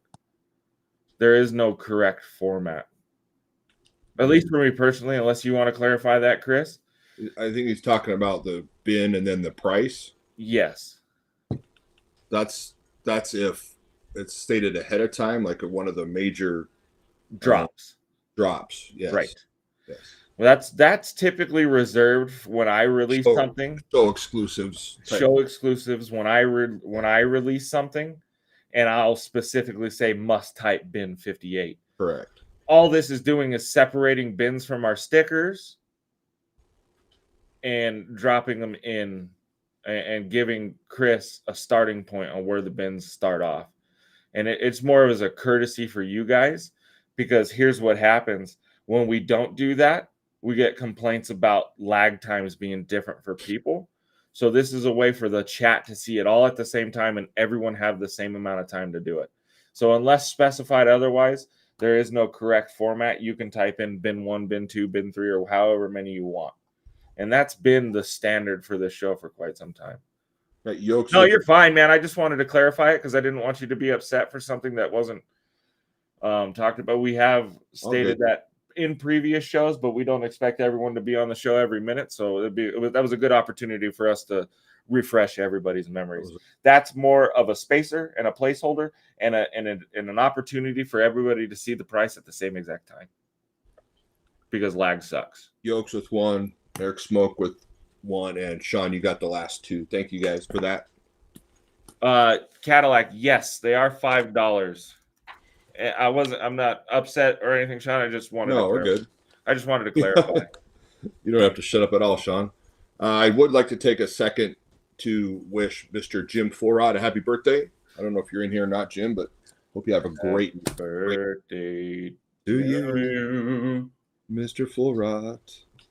So just to reiterate that, guys, and just to put it back out there, unless I like to hold that you have to put in bin 58 or whatever the price is for when we have a show exclusive and we show the piece, we're explaining the piece, and then people come in and start putting bin, and it clutters up the chat, and we don't know where it starts. So we say that's when I say you have to put bin and the price.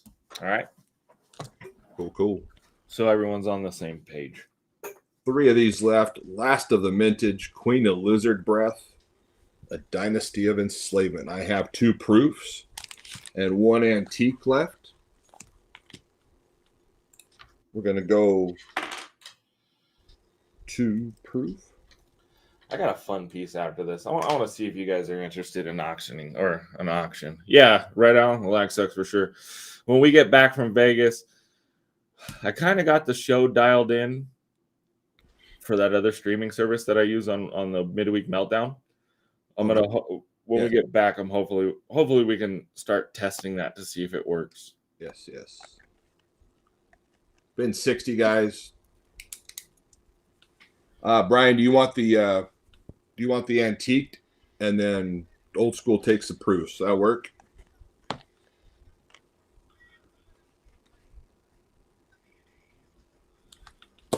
Awesome. Thank you, guys. All right, here's a fun one. So we had cracked this die a while back. Ooh, my screen. Oops. Plus extra camera. And two. There we go. We had. Oops, that's too far. We had. You guys remember the half-ass stackers? Quite well. Yes. And we did. I believe these were the 2-ounce versions. We didn't make many of them because they cracked. Not tonight, Adam, but let's get together and see what you want. Come on. You didn't have a problem focusing before. See it. Like it. Love it.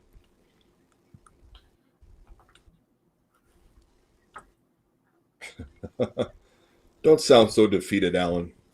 Oh, snap. We're experimenting with some new pieces. I hate that I have so much money in those dies because we had to make them like 6 different times. Hold on. Let me grab the... Patricia Riley in the house. So I was like, I knew there was a crack in it because the way this much pressure as we needed and how deep the relief was and how thin the crown was, you could see where it cracked right at the tip of that one crown point. Yeah. Big split. So it created a weak point right here, and that's where it was split. And so I was like, man, I really want to keep this die and use it for something. So we had taken the 100 grammars and made these, which we're going to release when we get back from the show.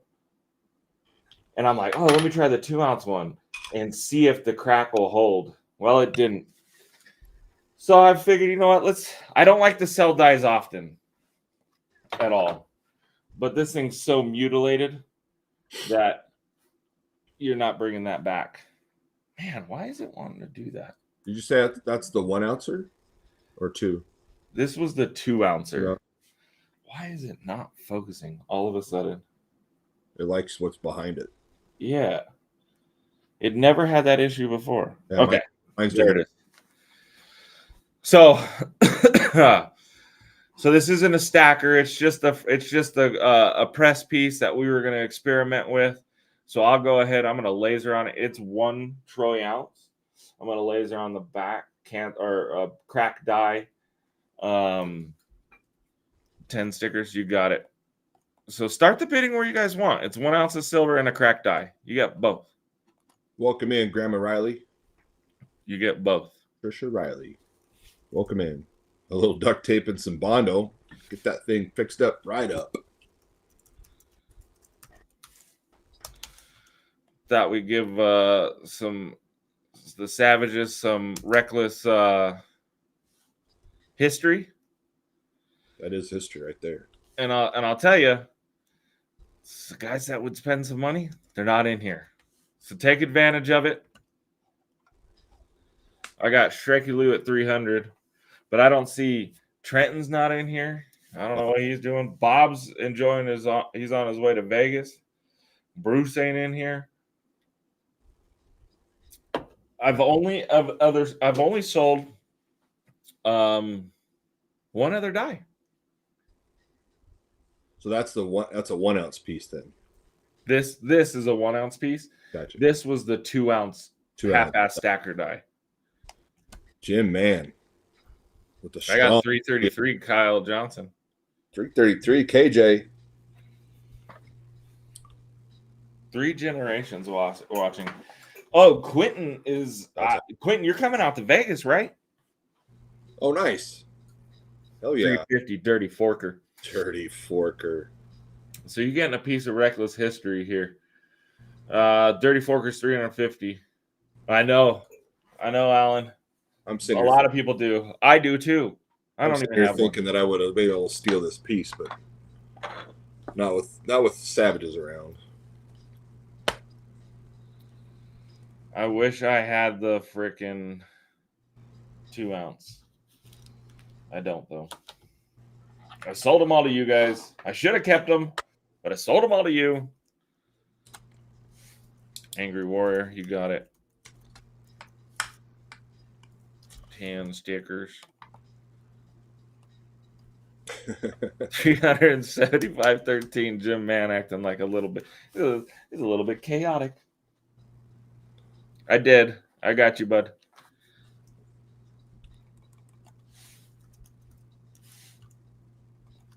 Damn, that takes a lot of. What kind of sound did that make when it popped? Loud? This one didn't. This one was a slow crack. So they pop real big when I have them inside their sleeves. That's when they make a big pop. Or if we've had impression dies break at max tonnage, and those pop really loud. This one, because it was already cracked, I was hoping that it wasn't going to go any further, and that we were going to be able to get a handful of them. And it just split. It was like a slow split. I had it on a different hydraulic press because I wanted to go slow with it. And it just pop. Damn it. Yeah, I was hoping to make a bunch of these. You guys are coming to Vegas. That's awesome. 405, Kyle Johnson. Great to meet you. Do you angry? You son of a bitch. It's going to be quite the crowd. Yeah, it's going to be fun. I'm excited. We're getting in Tuesday night. Wednesday night, we got dinner planned. Thursday night, we have dinners planned. Friday night is an open night. Saturday night, we're at a hockey game. I'm going to tell you this. If you are coming to the coin show, get there as soon as it opens because I do not plan on staying more than a couple hours. What? We need We need content. Oh, we'll get some content in 2 hours. Oh shit, 405 going once. Kyle says, "Hurry the fuck up." I was like, let's go. We already did a freaking podcast. Why are you talking?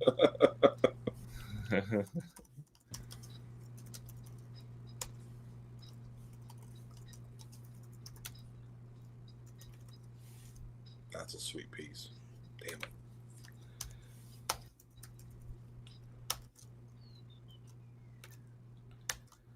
Thrice. Cal Johnson, 405. Yep. Looks like it. Dinner is at Andiamo's. Andiamos. It was either Andiamos or White Castle. We couldn't really decide. We thought Andiamos might be a little nicer. So that's a hell of a fucking deal, Kyle. Nice win, Kyle. That's the second die we've ever released out into the wild. The other one we did was that, remember we did that America the Beautiful Disaster Yeah. Yep. die set. Oh, he's got the other one. Does he? That's what he says. Going with the other reckless die. Oh, that's right. He's got that market cornered. He does. Holy shit. That's awesome. Hogging all the dies. That's great. I actually like that. I'm actually really happy that's going to Kyle then. Nice grab. That's a legacy set there. Hell yeah. All of Reckless dies. You know what? Next one we break, Kyle, I'm hitting you up. You get preferential treatment. You have you'll be you have the right to refuse. All right. First right of refusal. How's that sound? He's dollar cost averaging. He said that last one cost him a hell of a lot more. Oh yeah. That's a pretty freaking epic set though. Sam wants 10 stickers, and then he wants 10 for stack and. That's awesome. Sam lives here in Utah. No shit. Yeah. Got a lot of Utah stackers. We're getting a lot more, man. I like it. The 2-ounce St. Korea Sword of St. Gabriel, 15,000 mintage. What's up, vote for Pedro? Don't go anywhere, V for P. So many cool details on this one, guys. We have 5 available, and this is gonna be a deal tonight. 5 available, BIN 158. Don't go anywhere yet. Vote for Pedro. BIN 158. I want to talk about, we got Wounded Warrior project coming up. Very cool. And I'm going to do it a little bit different this go around. I will be donating pieces like I usually do. That's old school too. But I'm going to. You'll do well with these, Sean. You'll do well with these. Sorry. I'm also going to do some sales and donate profits. So, and then vote for Pedro. Speaking about extravaganzas, he hit the #1 large. Very cool. And he said, "Hold it for me. I want to put it on the Wounded Warrior." Wow, that's awesome. Yeah. Very cool, Pedro. Got 3 left of the 2-ounce Korea Sword of Gabriel, St. Gabriel. BIN 158. Well below comps. Wholesale pricing, if you will. Sean Dower, Old School Coins, takes 2. We have 3 left.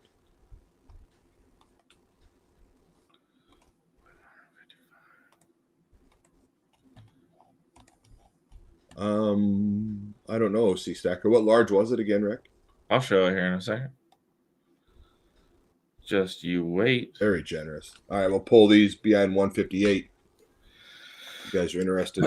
So I'm just speaking of the Halloween extravaganza.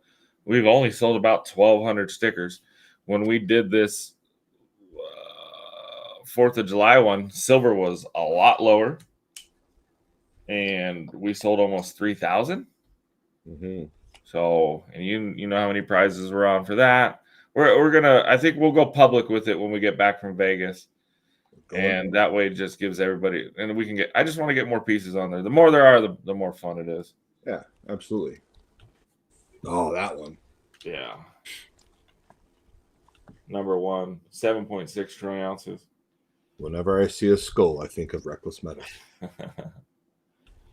So That will be on the Wounded Warrior project giveaway that they do. If you guys aren't familiar with the Wounded Warrior project, someone drop vote for Pedro. Who would be the best person? That'd be MLZB and Cash Money, yeah. Their show. I think they're and Steve so. Looking for Silver and those guys, they do it as well. I would watch their shows. Steve Looking for Silver is on every night. Stackhand is on every night. Cash and MLZB are Tuesdays and Thursday nights, I think, is when they talk about, and then they do the Monday Night All-Stars, I think. All-Star Hangout. Yeah, you donated that. You said, hey, Reckless, hold on to this piece and keep it for Wounded Warrior. I'm like, damn, dude, you're nice. This is a $380 value. So AG47 Recon at 7.6 trillion ounces, $380. That just tells you where silver was back then. Crazy. Different times.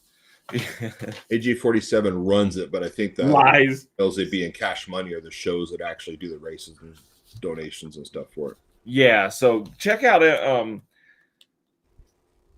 That's awesome. Oh, that's awesome. I wish MLZB was here so we could talk about it a little bit, or vote for Pedro if you'd like. So AG47 Recon will be hosting it. Okay. I know you guys are taking donations and all that. So guys, follow AG47 Recon.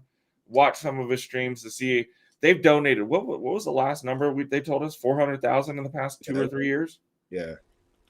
And that's all community driven. So freaking awesome. What they end up working with I think it's the Blue Angels. Mm-hmm. And whatever these guys donate, they match. Yeah. So fucking cool. These will be the pieces that we'll be doing for the Wounded Warrior project. Can't find. It'd be tough to find a better cause than that charity. Right, absolutely. So we'll be doing these in small, medium, and larges. Look at the on that beak. And what we'll probably end up doing is like the prototypes and number ones will go to Wounded Warrior. And then whatever we sell afterwards, we'll donate some profits to the Wounded Warrior project and get that over to those guys to have the Blue Angels match it so we can maximize it. 403 grand in under 3 years. That is awesome, guys. Okay, so you still want those 20, but we're going to divvy them up a little bit different, right? $423,000. Yeah, they're absolutely fucking animals. So, Sam, man, we'll do 5. You want 5 for those other people and 20 total. There you go. So click on AG47 Recon's channel and give them a follow and let's try and get that even higher. Work together, all of us, and start donating some money to it. And you'll see how it's structured. It's really cool. That's awesome, Ricky. That's awesome. All right, guys. I had some unpaid invoices, no communication whatsoever. Irritating, but here's some pieces from that invoice. We've got 3 of these 5 grand pan silver werewolves left. BIN 1450.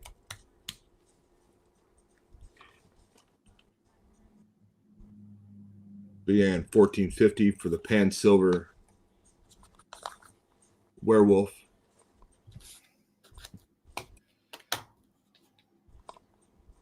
So glaring.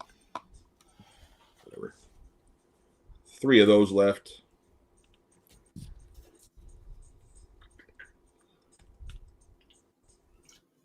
Got Brian Elliott with 1. Thank you, Brian. BIN 1450.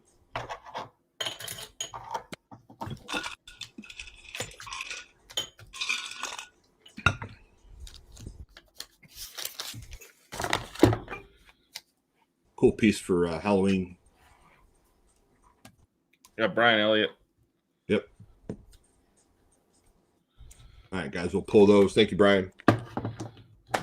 Ben Basso. I got a package going for them. Are They're they in Australia? Aussies? Cool. Aussies. All right. I have a fun one for you guys. Ben, will you do me a favor and shoot me an email at shrekkylou@gmail.com? Down there at the bottom. So I can get you a proper invoice. I'd appreciate it. Thank you, Ben. I have a fun one for you guys. Let's just do it here. Sam N with Sam M takes the last one. Thank you, Sam. Hold on, I gotta take this phone call. I'm gonna switch it over to you. You're good. My daughter. Sam, do me a favor as well. Down on the bottom, shrekkylou@gmail.com. Shoot me an email so I have all of your information, shipping address and such. Makes for a nice clean invoice. I'd appreciate that. It's down at the bottom, shrekkylou@gmail.com.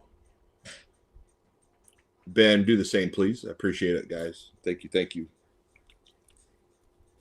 All right. This Brian.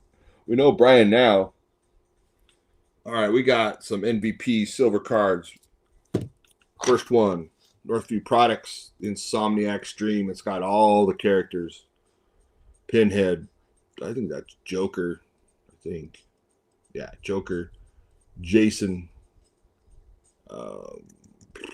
Jigsaw and what's his name from Hannibal Lecter? That's Hannibal. All right, I'm just going to hold this up. Northview Products. Struggling here, guys. Hold on. There we go. How about that? Son of a bitch.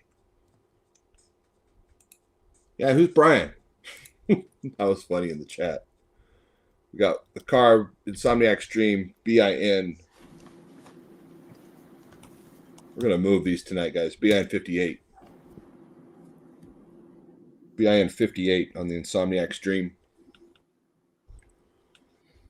Is the Brian. That's right. BIN 58. Hellraiser. That's right. Chuck Stacks, thank you, sir. But if you guys can make it out to Vegas, you should come. Absolutely, you should Fuck come. work. Vegas doesn't happen often. Call in sick.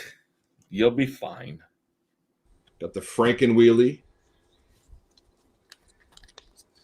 This is from our buddy Charles, Blackhand Bullion. That is fucked up. Oh no, maybe it's not. That's not Blackhand Bullion. Sorry, guys. Oh yeah, it is. What's that? This card. Yeah, Black and Bullion. Charles will be out there too. Three This table, so come hang out with us. Charles will be out there. Northview Products will be out there. Investment Caster, Danger, LMUK, Liquid Metals. It's gonna be a grand old time. BN 58. The Franken Wheelie. Chuck Stacks, thank you, sir. Chuck Stacks taking down all the. I did, Scott. I got you. I got you, man. And then Geardo Kid. This one's actually a little bit lower mintage, 678. Well, Steve, just tell him you're taking a long nap. Yeah, that's believable. Let's not pretend you guys are that important at your jobs, all right? Get a grip. Get a grip. This isn't 2020. Behind 5'8". Last one of the night. Last card of the night. Gyardo kid. Grungy.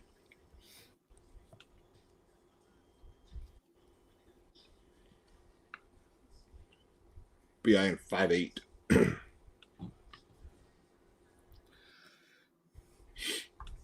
Let's not pretend that you're not going to be replaced in 10 years by AI. Okay. And if you're in a trade, they're creating humanoids. They're coming for the trades too. No. Every one of us are just going to be sex workers until they bring out robot sex workers. Or we get too old. And then we're going to be Wally. Robert Caldwell, thank you, sir. Oh, like the movie. Yeah. Wally. Yeah. Wally. All right, I got a fun one for you guys. See if you guys recognize the shape. I thought it was perfect timing. Oh, yeah. I know that one. Come on. Been hiding that thing up. Ooh, almost fell.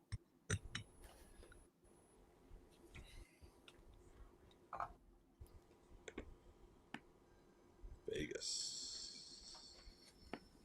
Welcome to the Port Corner. That brings back some memories right there. Yeah. What was it? 3.75? Mm-hmm. 3.75. Start the bidding wherever you want. Yeah, I figured with Vegas, this is a good one to let go out of my personal stack. Got some new Savages here that weren't around when we released these. This one along with our Port Corner in Las Vegas bars. Here's the... Oh, yeah. The COA. Mom and Dad. Oh, Las Vegas was a blast. Literally. Adam, it's your silver.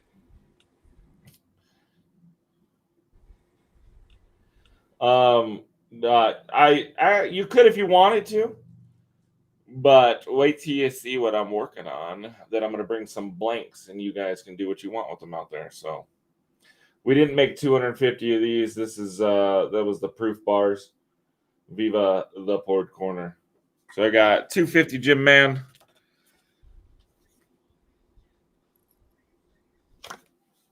$250 Jim Man.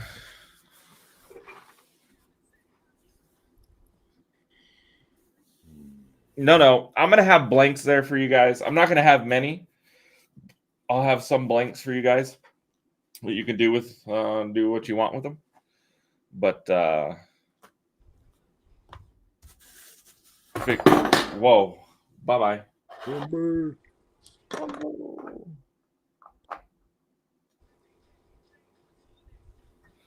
313. I'll have them out there. Yeah, it's a cool piece, Spokane. A little bit of history in that one. A lot of memories. 313 high bid, 3.75 troy ounces. Memories.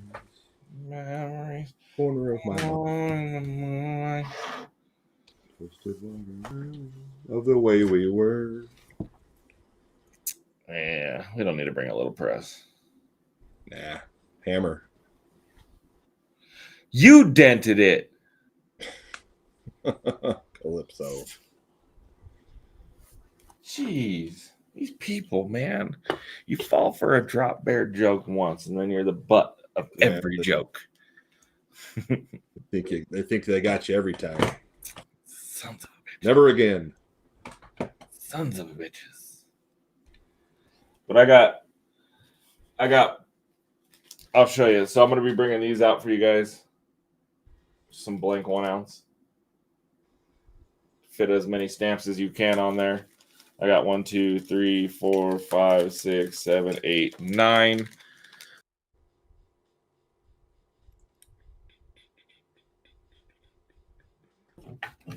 What the hell? Well, I got. And then I'm gonna pour some pieces. We lose chat. All right, we're going 313 going once. That was weird. Kind of paused. Yeah.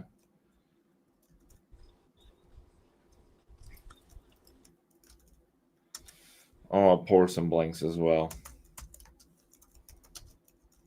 3 times. We have that 20-ounce bar Liquid Metals did with a ton of community stamps on it from that show 2 years ago. 20-ouncer.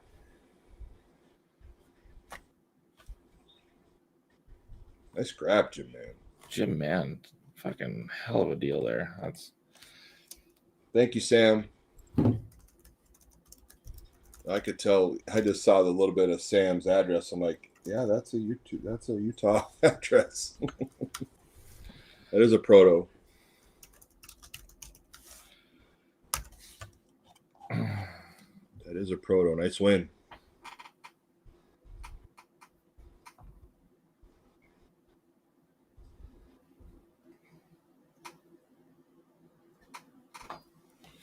It is a proto. That was fun. It was a good weekend for you to pick that up, Jim. It was.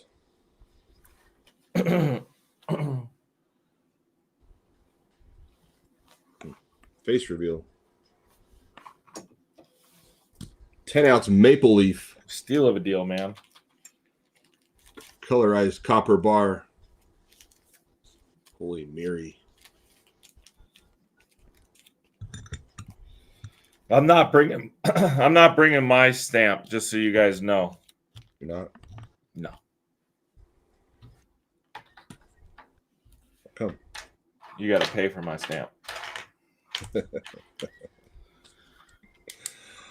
I agree. We've reached new heights, guys. We have 4 of these available. The 10-ounce Proofy Proof colorized maple leaf copper bar behind $23.50. It reminds me of the Tom McDonald song. I love that guy's music. Yeah. The air gets very thin when you're at the top. Yes. Oh, wow. Calypso with 1. Thank you. I'll be bringing it. Jeez. Be right back. Calypso. We got Robert Caldwell. Boots. Cross. Jim Man. And they are gone. Calypso with 1. Robert Caldwell 1. Boots Cross 1. Jim Man gone. They have 4 are gone. Thank you, guys. I feel like Reck's been working 15-hour days. It gets a little punchy. It's fun, though. What a great conversation with AG Stacking we had, guys. I hope you all enjoyed that. If you guys don't know Edgar, and you're coming to Vegas, you'll get a chance to meet him. Super awesome guy. Super awesome guy. Fun, funny. All right. Let's do a little bit of Halloween themed Bad Apple Bullion. And I actually talked to Dakota last week. He hasn't totally given up silver. It's just not in the cards for him right now. At some time, he would like to come back and do it a little different, he says. It'll be good to see him resurrect that.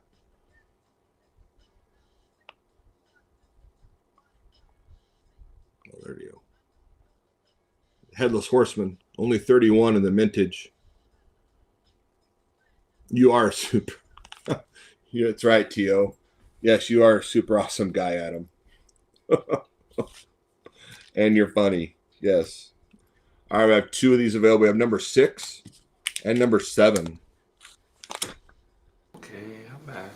They are 2-ounce, mintage of 31. So 2 available. 5. Bin We're- 102. Working too much, Adam. Bin 102. 2 ounce, mintage of 31. Brian Elliott with 1. Thank you, Brian. Thank you, sir. And Randy Combs. Thank you, guys. Appreciate that. Nice grab on those. Nice grab. Check this out. I'll show you some Vegas pieces we got. Ow, shit. Dude, stub your toe? Yeah. Let's see. Check this out. You ready?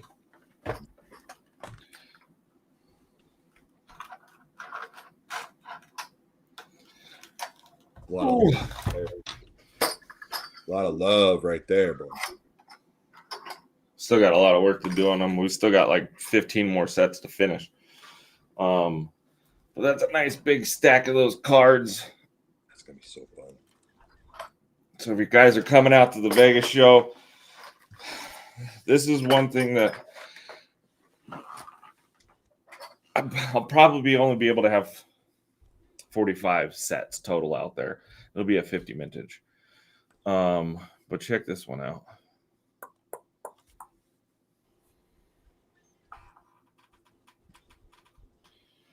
Focus.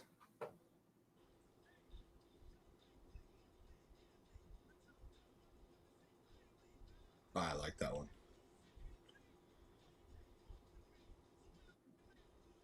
Very cool. 1 ounce. Oh, chunky. Rolo. Yeah.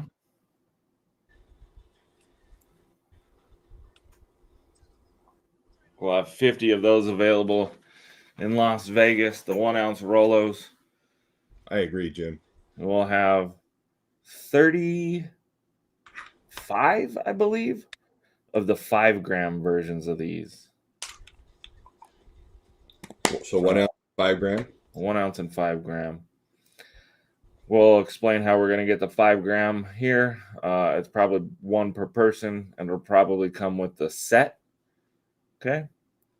We're only making 50 of these, and these will be out in Las Vegas. Only available at the show, and we'll figure out how we're going to sell those. Might do 2 per person.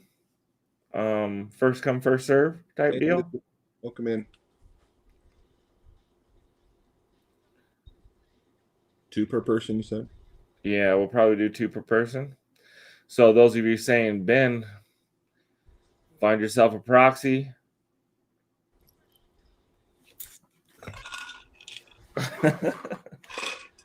Find yourself a proxy and see if they can't get you out there.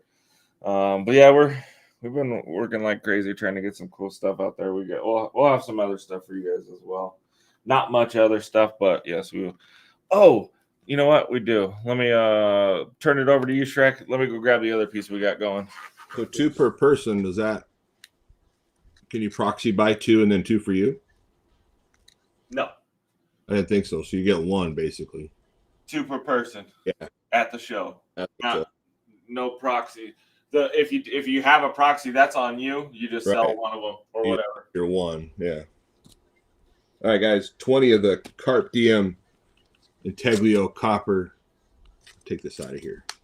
Let's see these details. I love the new reverse they've put on these.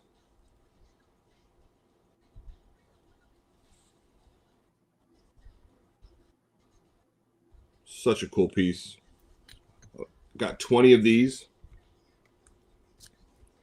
20 available BIN 4.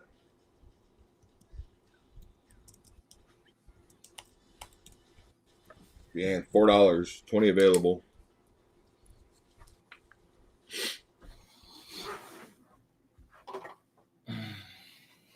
Chuck Stacks, thank you, sir. Chuck Stacks, quick. And I wish I could make more for everybody, but I really want to. There's a lot of people spending some money to come out there. I really want to hook them up with some exclusive pieces, just like I do for you guys here on the show.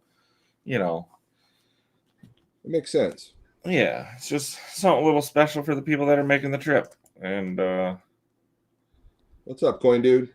Vote for Pedro needs a Foxy proxy, he's saying.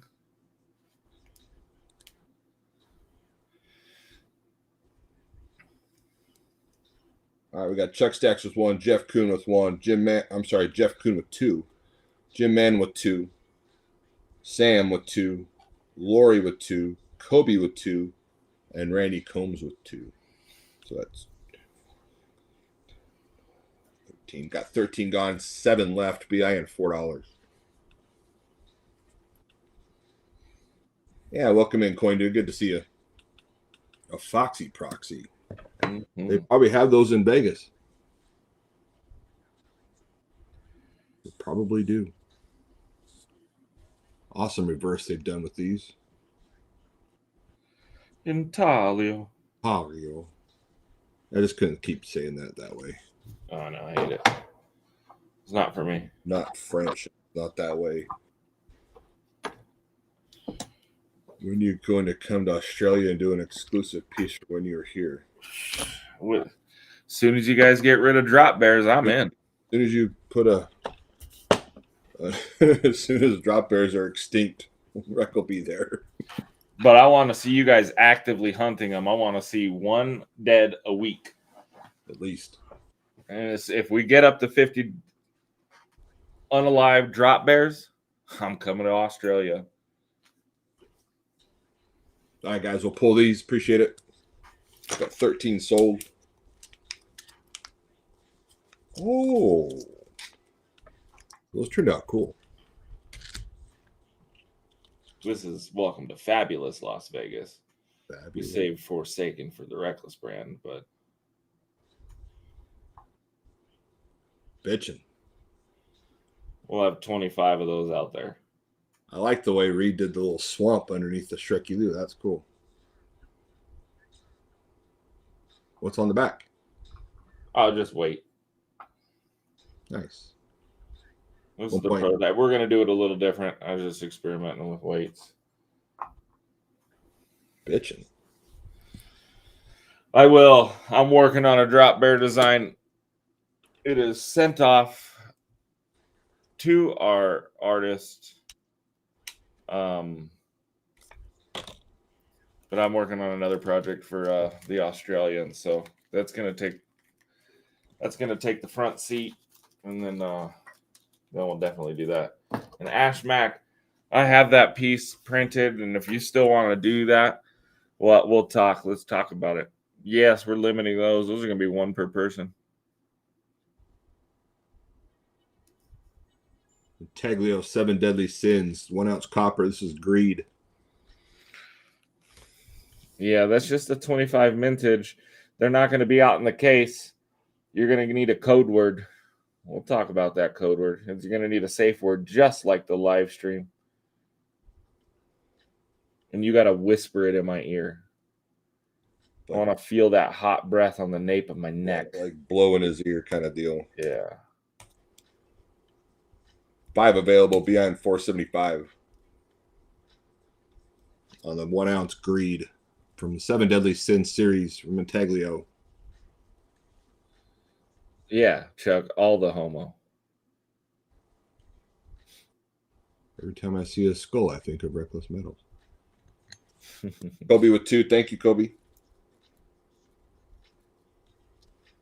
Kobe, I don't think I have your info. Can you shoot me an email as well, please? Just to double check, make sure I have that. Eric Smoke with 1. Yeah, it is weird, Cadillac. All the Diddy. Randy Combs with 2. So Kobe with 2. Eric Smoke with 1. Randy Combs with 2. Thank you, guys. Yes. I did, Eric. I did. A couple weeks ago, I had those. A couple weeks ago. And then lost to the copper tonight. Pecunia non olet. Money doesn't stink. Probably my favorite Intaglio round. Sorry, Gold and Silver Trust, you just missed them. This is definitely my See favorite. what Kobe said? Add it to I- Ben's invoice. I don't have his info either. Well, it's coming. He'll be coming. It'll be coming to you. Oh, gotcha.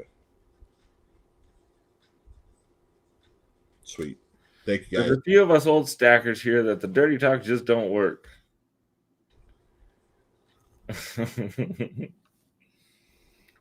You're not coming to Vegas, so Stick your tongue in his ear and he'll let you buy 2.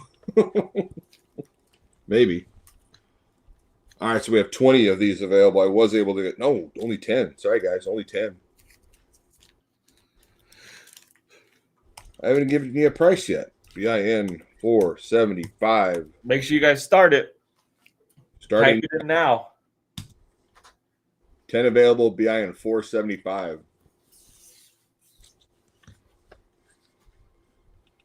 That's a sweep. I like that.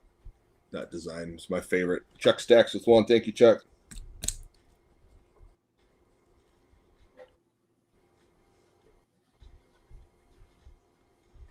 Sam with 2. Oh, I found the other one. I do have 10. Randy Combs with 2. Kobe with 2. I found it. Kuhn with 2. 4, 6, 8, 9. Jim Man, you get 1. So I got Chuck Stacks with 1, Sam with 2, Randy Combs with 2, Kobe with 2, Jeff Kuhn with 2, and Jim Man with 1. Ben said he sent the details. 9, 10. Awesome. Thank you, Ben. Appreciate it.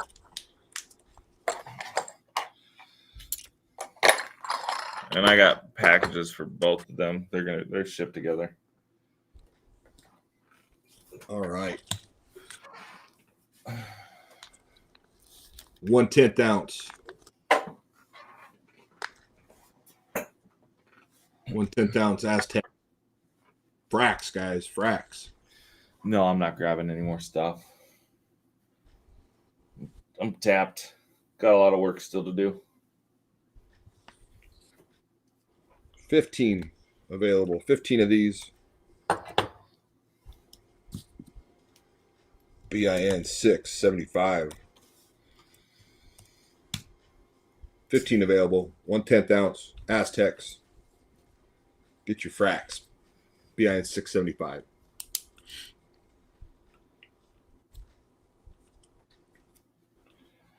Well, when we do get back from Vegas, we got some new designs coming out for the website release. We'll work on some. We got some new pours. The first pours we're gonna do when we get back are gonna be that new Ford Horseman poured bar series that we're doing. Mm-hmm. Grab those so you guys can see it. So many designs coming up. I got 5 new Rolos coming in too. Rolos for days, man. Rolos are always been a good seller. BIN 675, guys. 15 available. I got 5 new 1 ounce Rolos coming in. I got the third 2 ounce Rolo being worked on right now. How much was XRP when I got in? Carbon, we can see you. 23 cents. We can see you, Carbon. 23 cents. I saw your claims. You were just a little late. All right, last call. BIN 675. Yeah, hit me up, man. I can come on whenever.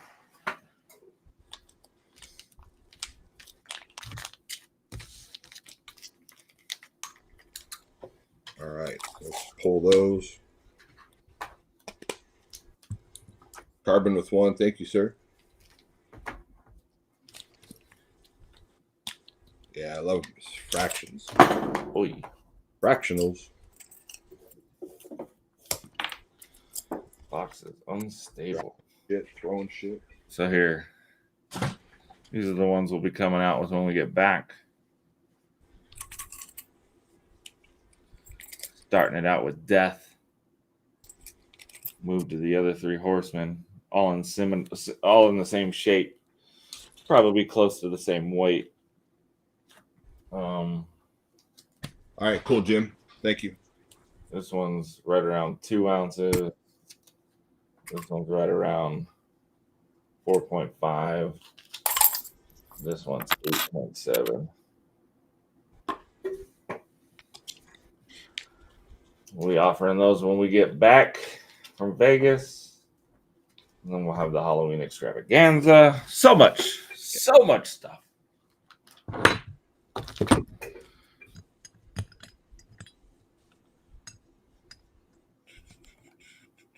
Carbon's parking in Lowe's parking lot. Oh, shit.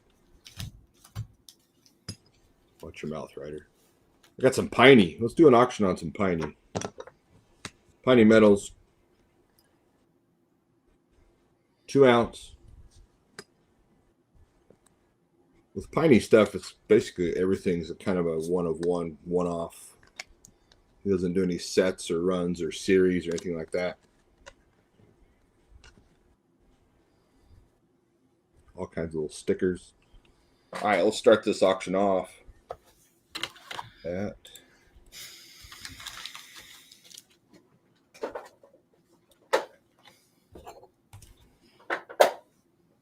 $100. I'll stop at $100. 2 ounce piney metals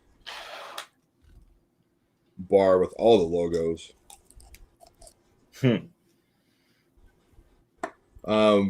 Carbon, which one? There were 3 of them.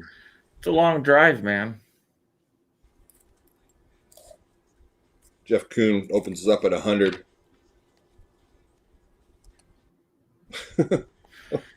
You know what? It is definitely, there is always risk involved in Vegas. I will tell you. When we go with the Savages, it gets a little dicey. And it's definitely an endurance race. Chaos usually wins. Sometimes I don't even think I'll make it past Wednesday night.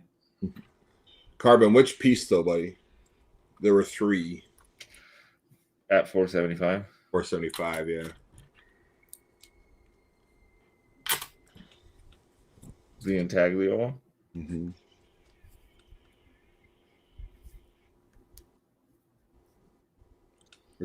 There were 2, and they're both all sold out. You got one though, Carbon. Jim Mann gave that last one to you, so you do have one. Yeah, it's gonna be a blast. 105 to Jonathan Piffer.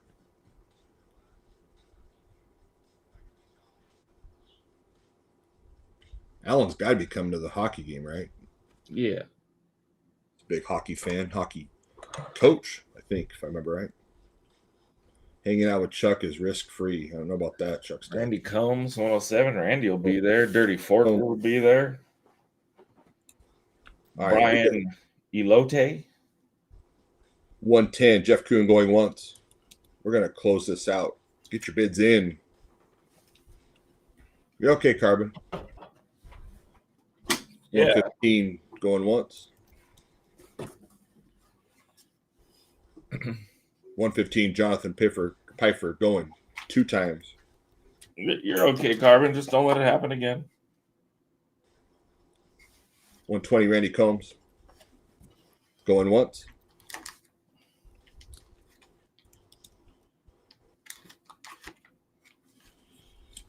Randy Combs going 2 times. Oh, I'm gonna be fucking hammering back White Claws. I'm about to get white girl crazy on Wednesday.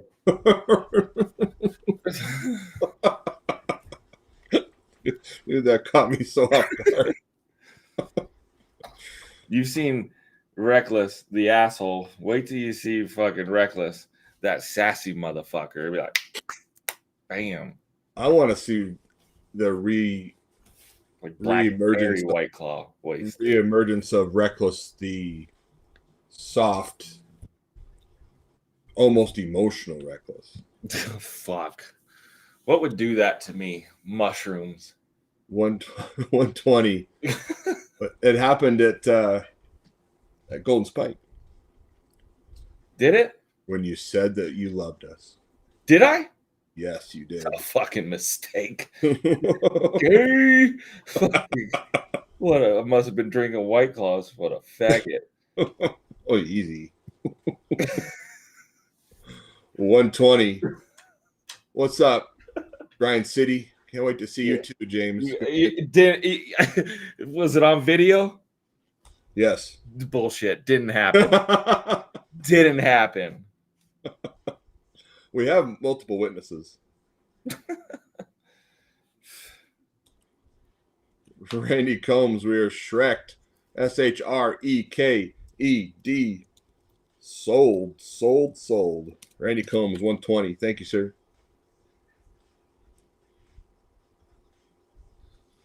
Yep. Didn't happen. It Can't admit that evidence into nope. Nope. Not a fucking thing. I call bullshit. Also I can't remember. So I can't remember. Boom. Oh. I don't believe it.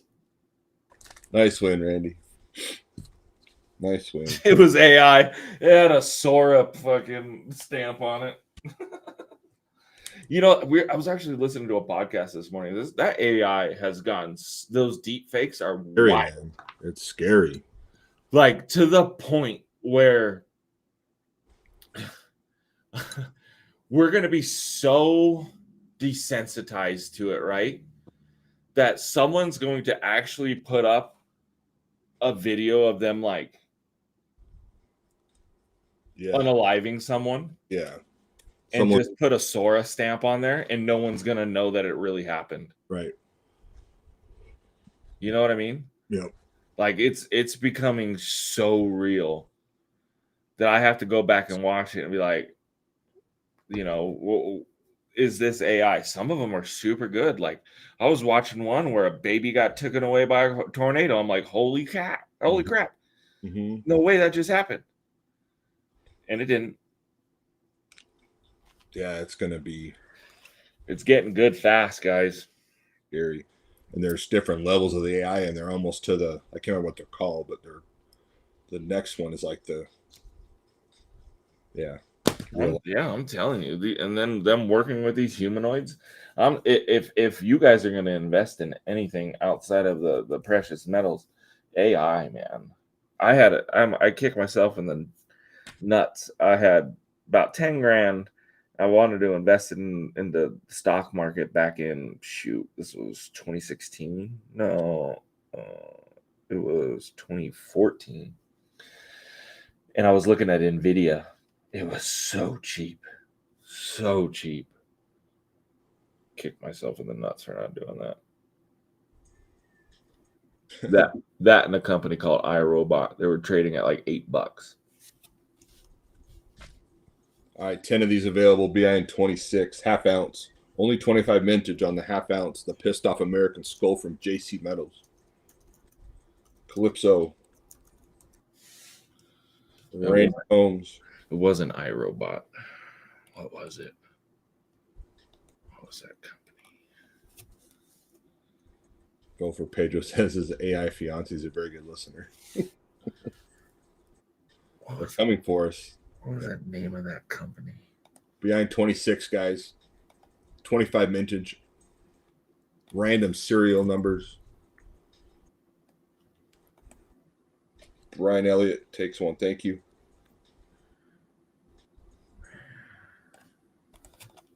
Navita, yes. That's right, Jim. What's that? Navita stock. NVIDIA? Oh, yeah. Yeah. Ashmack, thank you. So I think that's the one that was $8. No, it was cheaper than that back when I was looking at it. Let me pull up the stock. Totally says that blow up dolls are better than AI. Let's look. Yeah, it was 57 cents. NVIDIA was that. Bro. It's fucking 183 right now. Son of a bitch. Calypso, Randy Combs, Brian Elliott, and Ashmack. I'm trying to look at what that other one was. It was another robot company. I thought it was iRobot. iRobot's the one for the Roomba, right? Yeah, yes. That wasn't it. Last call, BIN 26, half ounce. But anyways, man. Metals. Individually serialized. Yeah, the splits. Jim Man out there doing the splits. Mm-hmm. Is very But that, speaking of even of the stock market, like speaking of that stuff like that, Edgar nailed it when he said it's not the time you get in the stock, but it's the time you have into it. Yes. Right. It's not the time you get into it, it's the time you have into it. Yeah. All right, guys, we'll pull those. Thank you. Won't be long. AI for president? Fuck. Nah, that can't happen. Yeah. I'll have a few things left, Reck, and then we can do the pay it forward. All right. I'm hurrying.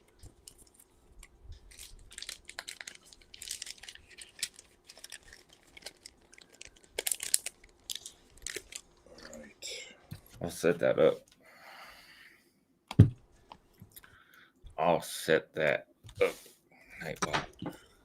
We got the new Scrooge McDuck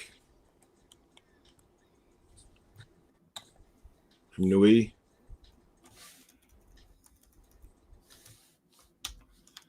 $2025 Scrooge McDuck. We have six available. Let's go BIN 56. Our host this week is Cassie Hall. BIN 56, guys. Huh, right? No kidding. BIN 56 on the Scrooge McDuck. Brand new 2025, sorry. I'm going to give these to the kids for their Christmas gift this year, or one of their gifts. Who made those? Nui? Nice. Yeah, clean. Like that. Every day. Well, damn.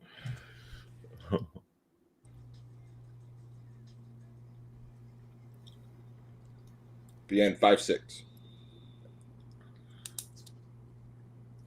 Who's that, Brian? Obama? Had to be.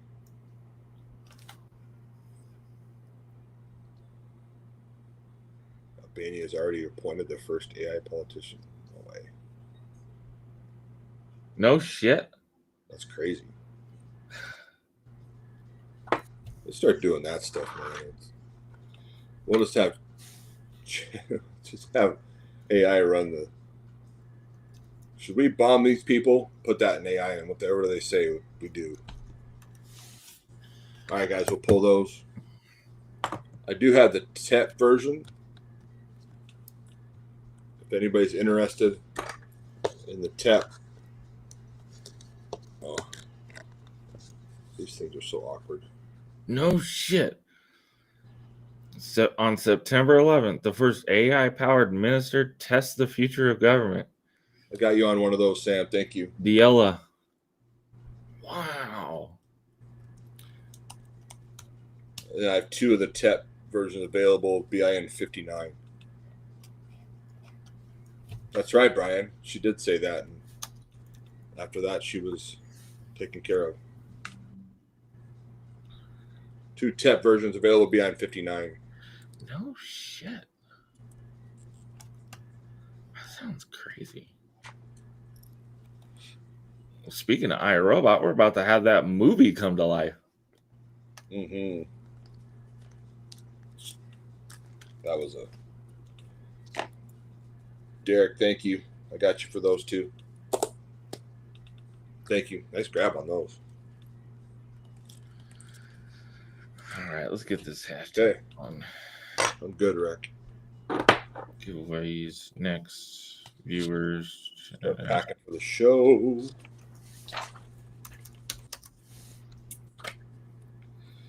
Probably in our lifetime. Is a mess. Yeah, it's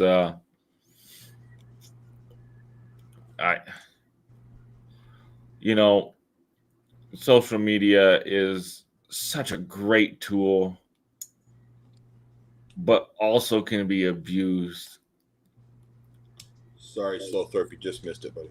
And these people that live in their own echo chambers, man, it's just not good for the human mind. Not, especially kids, man. Creating incels, creating isolation, it's so fucking crazy, man. Hello. There she is. Cassie Hall's in the house. She's the host tonight. We got the pay it forward wheel coming up. Let's get these off the screen. Let's get these in there. Bam. Why am I on that side? Let's go there.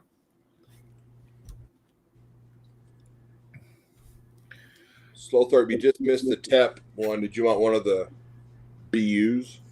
Get your hashtag PIF in. If you guys don't know how this works, it's a giveaway we do at the end of the stream. Last week's host was Jim Mann, and Cassie Hall was the winner.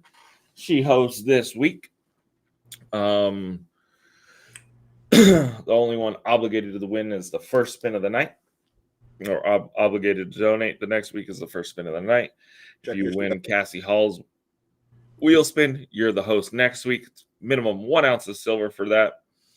Basically, you're just swapping silver with other people in the community to build a relationship outside of these live streams and in the real world. Hopefully, and sometimes it happens, you find people that are really close to you and you end up planning a trip to Vegas and you get 30 people to come out there and hang out with you. It is going to be a hell of a time. I'm telling you, there's some good people in this community, a lot of like-minded people. I got 40 entries and 74 people on the live stream. Get it in, type in hashtag PIF. That'll get you into the giveaway tonight. Cassie Hall is hosting. I'll be giving away one.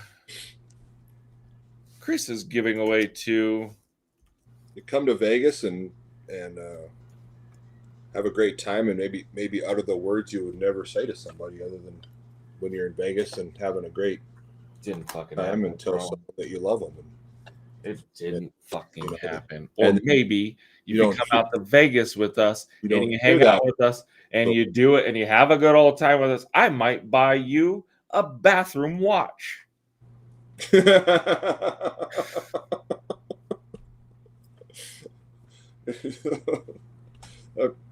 and that gift was very well received, and it's probably one of the most favorite gifts that person's ever gotten. Bathroom watch. A Las Vegas bathroom watch. Yeah, Las Vegas bathroom watch. We looked up the value. It was $2. I spent $20 on it. I got screwed. But Reck, I'm going to go grab a drink.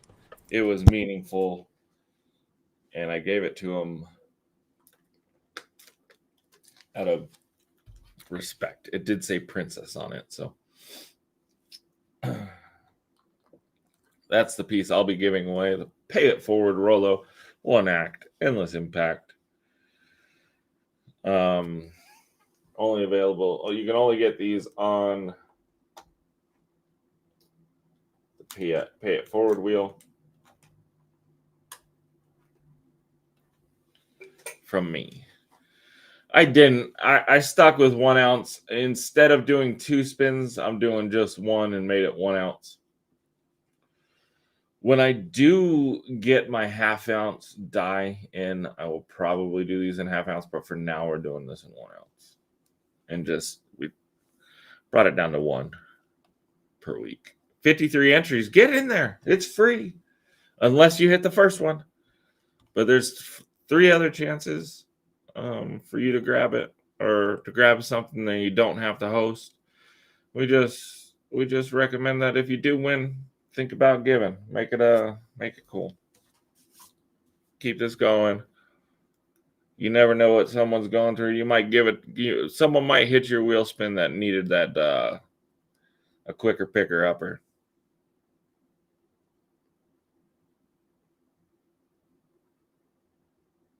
Yeah. I can give you a Pay It Forward to give away, but not one of these pieces. I'm only giving them away. No.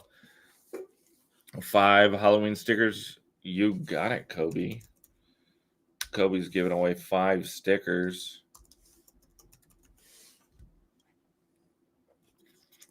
We have some sticker winners already. We got Robert Caldwell, Lori Riley, Austin Kusher, Shrek, Cassie Hall, Mike Cipriani. You're getting a sticker for free from the giveaways.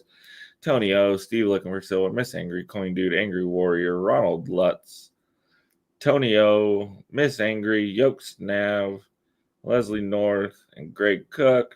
Some more stickers going out. Robert Caldwell, Sergeant Stacken, Jenna Nesbitt, Jim Fullrot, Ricky Pushkin, Arthur Lithenhall, Yoke Snav, Jim Fullrot again, Sam M taking home 5 stickers.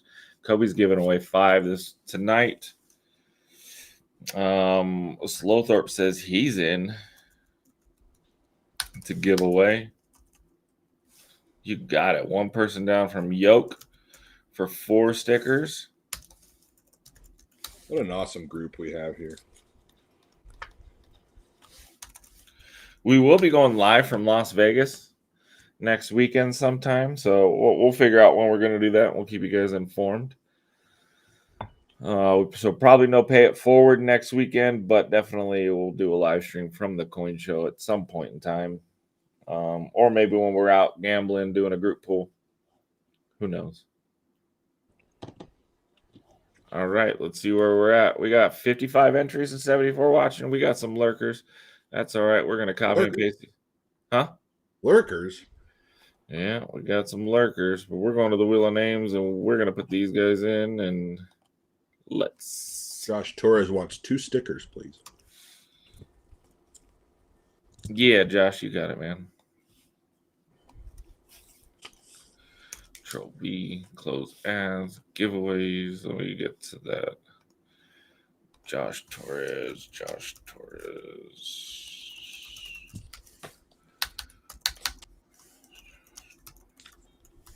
It's 2 stickers. Gotcha, man. Yeah, right? Before, hopefully. Put you down for a silverback.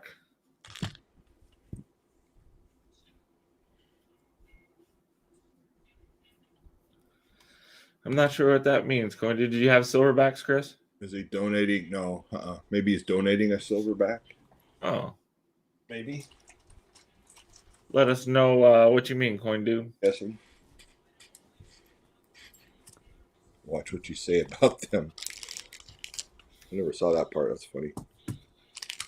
Angry Warrior's in for a spin. Got it. And those of you that donate outside of the first person, it doesn't have to be an ounce. It could be just anything silver. Send them a gram, send them a tenth, something. It's like I said, for me, it's less about the silver and it's more about making someone's day. We get to make cool pieces to give out like this, and that's fun for me. And Stack N wants in for a spin. 1 person, 4 stickers.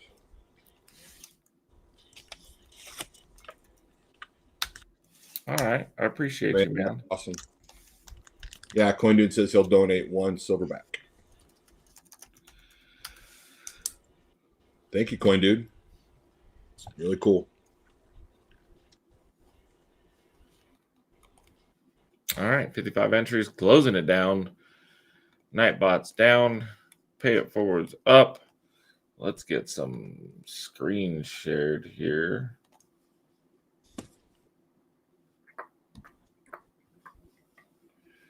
There it is. Susan's in for a spin. Susan says she's always in for a spin. Sassy. Rushkin wants to do a spin. He says he might need to know who won his spin.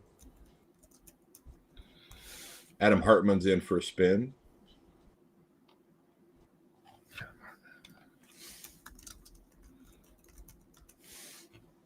Is Carbon on the wheel? Pull up Nightbot. Let me see.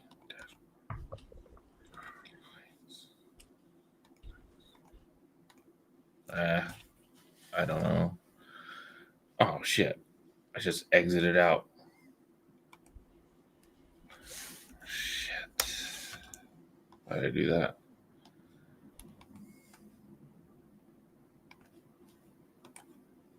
Closed her down. There you go.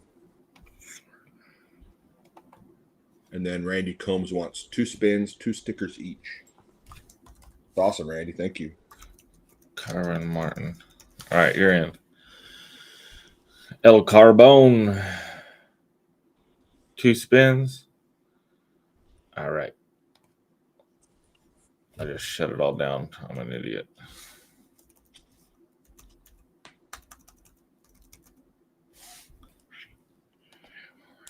It's right there, right? Oh, I shut down all of it, so it was all the names and everything. So Randy Combs. Oh, the spins. Yeah. 2 stickers, 2 stickers. All right. Mike for Democracy wants a spin. You guys are awesome. Got you now, Mike. Thanks for the reminder. Mike for Democracy says for a spin. All right. Yeah. Let's do this. I think we got everybody. Oh, I did see him. I'm in for some silver. Hell yeah. What's up, James Whiskey? Welcome in, man. Good to see you. All right. Let's shuffle these bad boys. Get that going. Cassie Hall, you're up. Our host for this week, the person who takes who wins this is the host for next week. Here's our first motherfucking winner.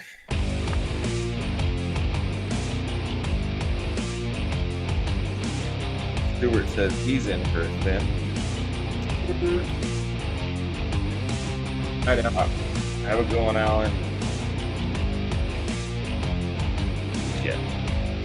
I put it on. I forgot to change it. It was on the long spin for the last one. I'll change that.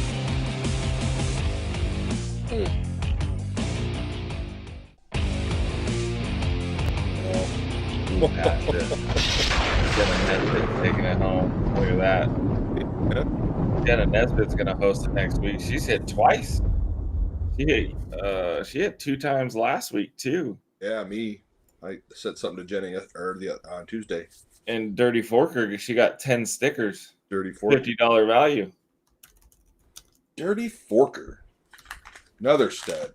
Congratulations, Jenna Nesbitt and Cassie Hall. Thanks for hosting. Cassie, you're the best. Her information is up right in there. We got it up on the screen. Let me change this back down to about 13 seconds. We're going to shuffle and refresh, get that going and spinning. And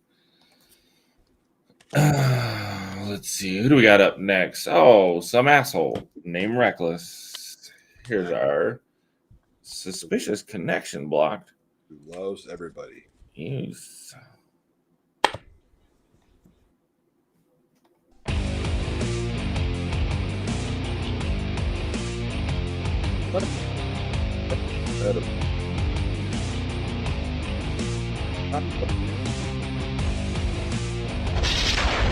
Coin Dude.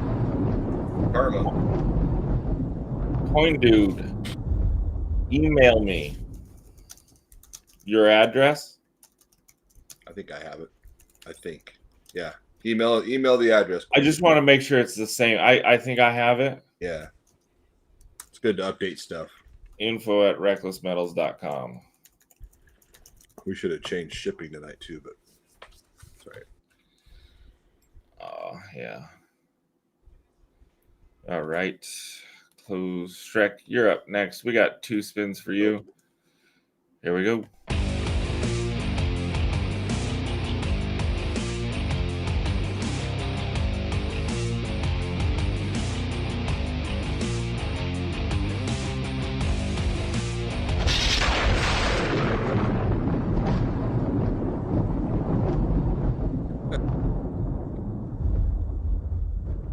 This happened last week. Double up. Double up. Didn't even notice. See, I don't even put my name in there so I don't double up. This is all for me to try and get one of the pieces from you. And you end up getting screwed because of it. Dang, doubling up. No pressure, but there's pressure. Let's find your double up winner.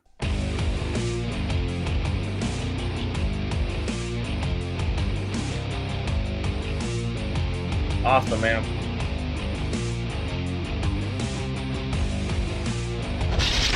Jeff Coon. Jeff Coon. Nice win, Jeff. No, I don't, Kyle. I win my own all the time. Get you another freaking winner here. You got one more from you. Jeff Coon, take that one home. Let's do it.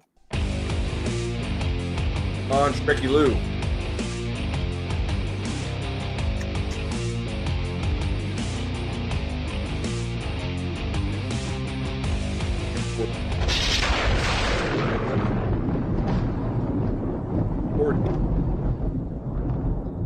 Look at that, Mike for Democracy. Nice win. I'm assuming it's a nice win. I don't know what you're going to get yet, but it'll be a nice win. Congratulations. We got Kobe up next with 5 stickers. Kobe Bryant. Close that ad. And here we go. Thanks for donating to the wheel, Kobe. Here's your motherfucking winner.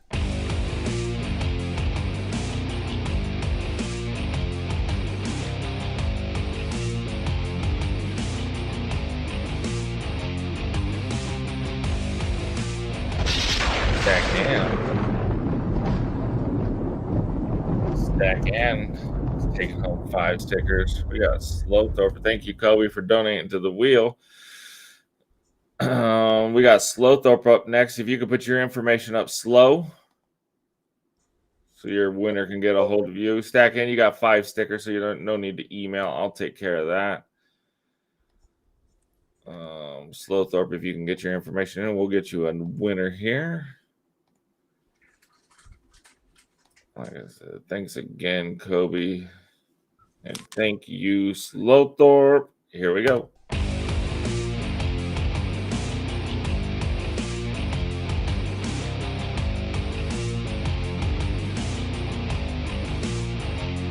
Is he going to make it? Ricky fucking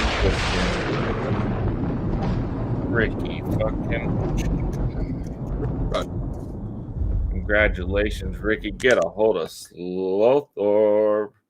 You need 10 more tickets, por favor. James Visky wants 10 more tickets. Nice win, Ricky.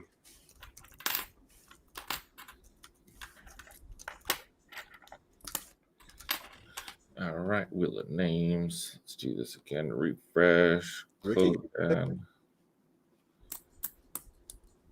Thank you, Slowthorpe. Let's see. Yoke Snav is up next. You don't have to put your information. It's 4 stickers for the Halloween extravaganza. Here's your fucking winner.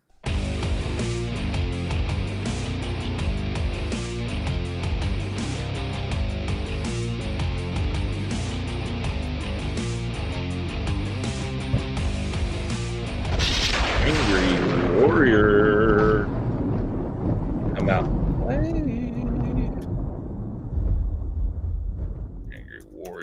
Congratulations, man. And thank you, Yoke, for donating to the wheel. And guess who's up next? Angry Warrior. Angry Warrior, if you could put your information up in the chat for your winner to be able to message you. Appreciate you, Yoke. Step on up, Angry. Thanks, Yokes. Here's your motherfucking winner. There it is. I changed my mind. You can't do that, man. You can't do that. And Marsh, or is it Slowthorpe? And Marsh is the winner. Angry Warrior. Nice. And Marsh, there's Angry's information. Thank you, Angry, for donating to the Wheelman. Really appreciate you. Stack, and you're up next. You're donating 4 stickers. No need to put your name in. Or your information in. I will take care of that. The legend stacking. Well, shit in both their pants. All right, let's do this. What did I say? Was stacking. Here's your motherfucking winner.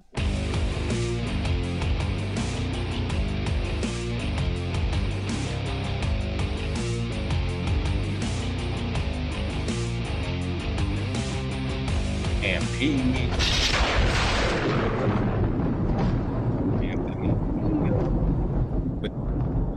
MP, congratulations. You got 4 stickers on our.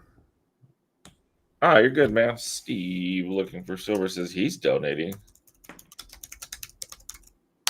Says he's donating. We got Coin Dude up next. Coin Dude, can you put your information in the chat for your winner to get a hold of you? So you know where to ship that. What was it? Gold, silverback? Silverback. Throw it up there. Email Coin Dude if you would. Thank you for donating to the Wheel Stack, and we really appreciate you. If you guys aren't following these folks on YouTube, give them a follow.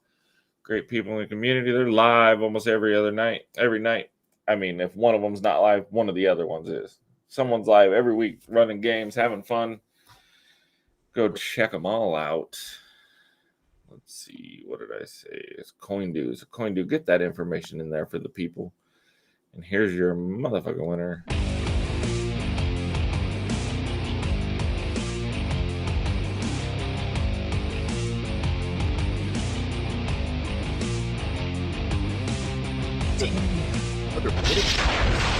Remember, micro-democracy. How's that happen? Thank you, Coin Dude, for donating to the wheel. If you can get that information up whenever you can, man, we'd appreciate it. If not, we'll find a way to track you down. I'm sure someone has his information. I don't know if he might have dropped off. Coin Dude. Whoa. All right. Susan's up next. Susan, the sassiest of Susans. I don't think we've met a sassier Susan. Oh, no. If we have, probably wasn't recorded. It's probably bullshit. Step up to the plate, Susan. Don't be bitter. And happy. Is it up? Oh, you know what? It's not. Coin Dude, I'm sorry. You must not be wrench. You ain't got no wrench. Hold on one sec. Let me get Coin Dude. Have a wrench, Coin Dude. Let me get Coin Dude a wrench so he can type it in there. My bad, man. I don't look at my YouTube to see. Yeah, that's what it is. Let's do it one more time. Right now, your standard moderator, you can put a link in now. Try it again, Coin Dude. And Marsh doesn't want it either. Let me fix that. Carbon refresh.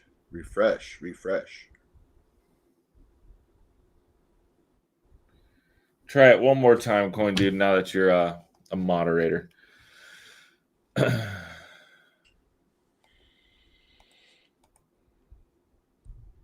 There he is. It's a fun idiot. See, I think I have your old one. I think I have fun idiot 69. That's a great email address. All right, Sassy Susan, get your information up there. I think it's ilovecats@gmail.com. Don't quote me, though. It could be wrong. Here's your motherfucking winner. And not those kind of cats, all right? We know. We know. Come on, Snap. She goes into ladies' night with a different mindset. Tonio, Kulo, Wongo, taking it big on. Some are saying the coolest of Wongos. E.O. Tony O taking it home. Tony O. Oh, yeah. Yeah. SassyIsTalk.com. All right. Sassy hasn't put her information up. There she is, the sassiest of Susan. There it is. Meow. You do a great cat. Oh, it changes on your birthday. I see what you did there. Okay, so that's why I have the old one. All right. And why you didn't respond to my email when I sent it. Doesn't work anymore. Sup, Daryl? How you doing, man? It's because you got a year older. Ricky Pushkin, you're up next. Put your motherfucking information in so these savages can get a hold of you. Thanks again, Susan, for donating to the wheel. Let's get Ricky Pushkin a winner, and here we go.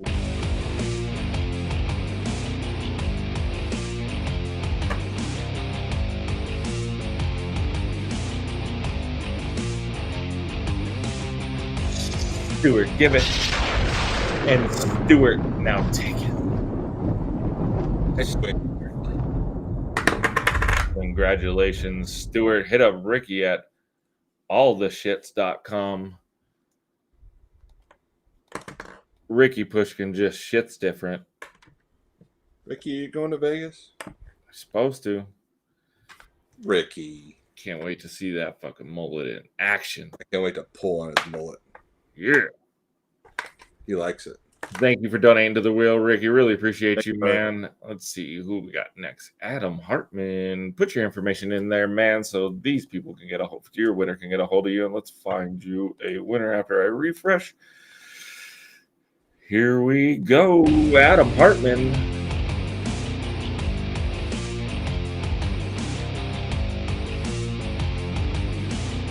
Oh, so close, Brian. Just Brian. Brian. Congratulations, Brian. Just Brian.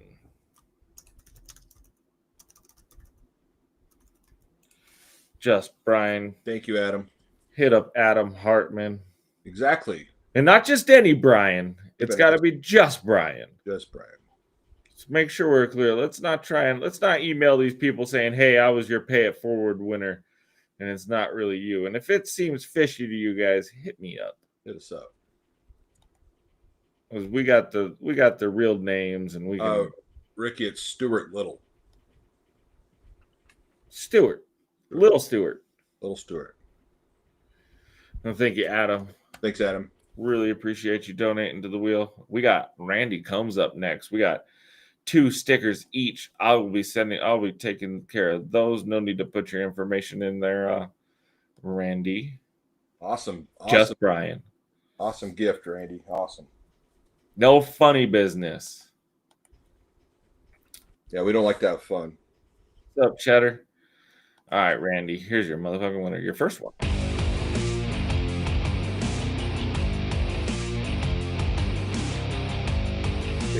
Funny, his name's in there, Curtis, and I call him Cheddar. OC Stacker, our man from Orange County. OC Stacker. Very cool. Congratulations. Cheddar Bob. Put that thing away. Don't shoot yourself in the leg. And never wear sweatpants to a strip club. 2 good pieces of advice right there. The only thing I wear to a strip club. Well, you're just built different. Yeah. Very tiny. You can't even tell, so it don't matter. That's the drawstring. Leave it alone.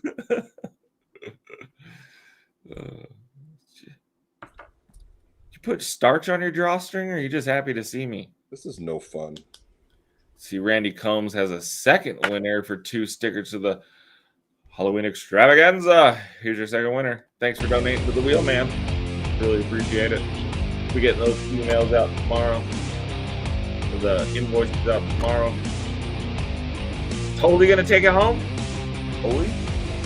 Totally taking it home. He's got 2 stickers on the Halloween extravaganza. You got his package. You don't have to worry about. Yeah, I gave it to him. You don't have to worry about sending it. You don't have to worry about emailing anybody. It's their stickers, so they don't need information. You're just going on the Halloween extravaganza. I'll send them the invoice for it. Thank you, Randy Combs. Totally. You're going to be in Vegas, right? Yeah, you're going to be in Vegas. That's right. Thanks, Randy. Appreciate it. The hockey game with us. Hell yeah.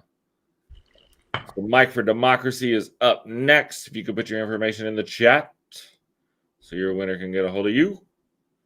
Get that restarted. Look at that communication going on in the chat. That's awesome. You guys back and forth already talking to each other, best friends already. Boom. Good. Here's Right. your motherfucking winner, Mike. Thank you, Mike.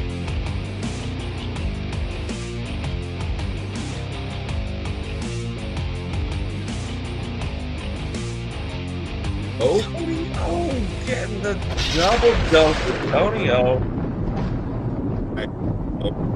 Tony O taking it home. Double winner yo. Another stud. from Susan and Mike for Democracy. Mike for Democracy. Tony O hit him up. Ow, that hurt. What'd you do? I just had a sharp pain in my back. That fucking hurt. Thank you for donating to the wheel, Mike. Stewart, you're up next. If you can get your information in there, I'd appreciate it. Just Stewart. So with your winner, so they know how to get a hold of you. Stewart, step on up. Here's your motherfucking winner.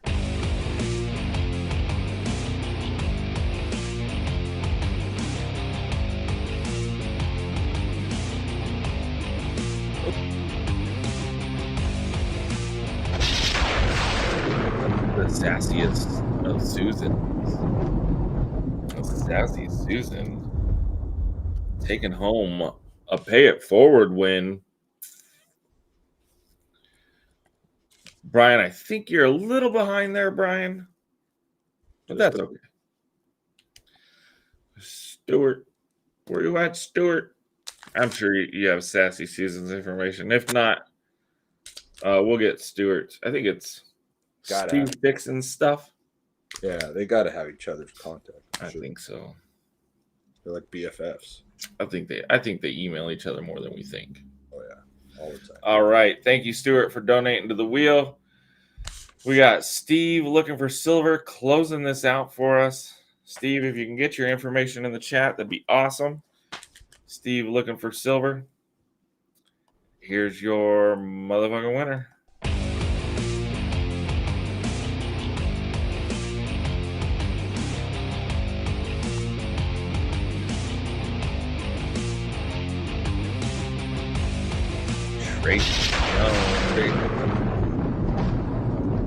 Tracy Jones closing it out. Hell yeah, we're going to shut that down, and we are done with the night. Congratulations, Tracy Jones, and all our winners, and thank you all our donators for donating to the Pay It Forward and keeping it alive. So that's it for tonight. We won't be back Saturday night. We'll be in Las Vegas, Nevada, if you're able to make it out there next night. Come see us. I just deleted it, or I closed it down, so I'm not sure, Susan. Let me find out.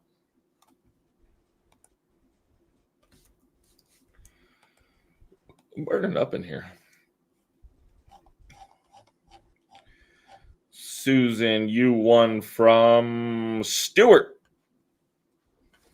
Your BFF. And your winner was Tony O. Tony O. T.O. See you, Tully.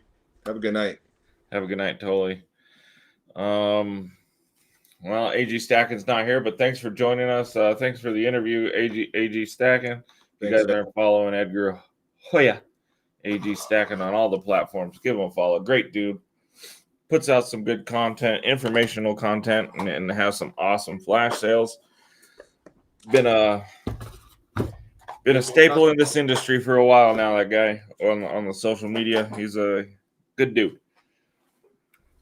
Got to be fast on the flash sales. Yeah, you do. But if you can make it out to Las Vegas, we're going to be there the 14th through the 19th.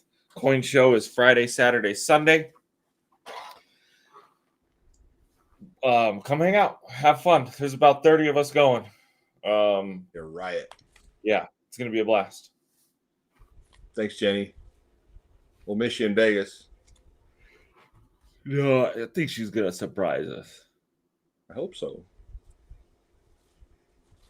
I think her and MLZB are going to surprise us and just show up. I hope so. That'd be cool. That would be cool. So we won't be live next weekend here on the Shrek and Reck show, but we will be going live from the coin show. So stay tuned for that. Look out, turn your notifications on so you can see when we're going live. I'm going to try and get everybody in the shot, and you guys can hang out with us if you're not there, at least for a little bit.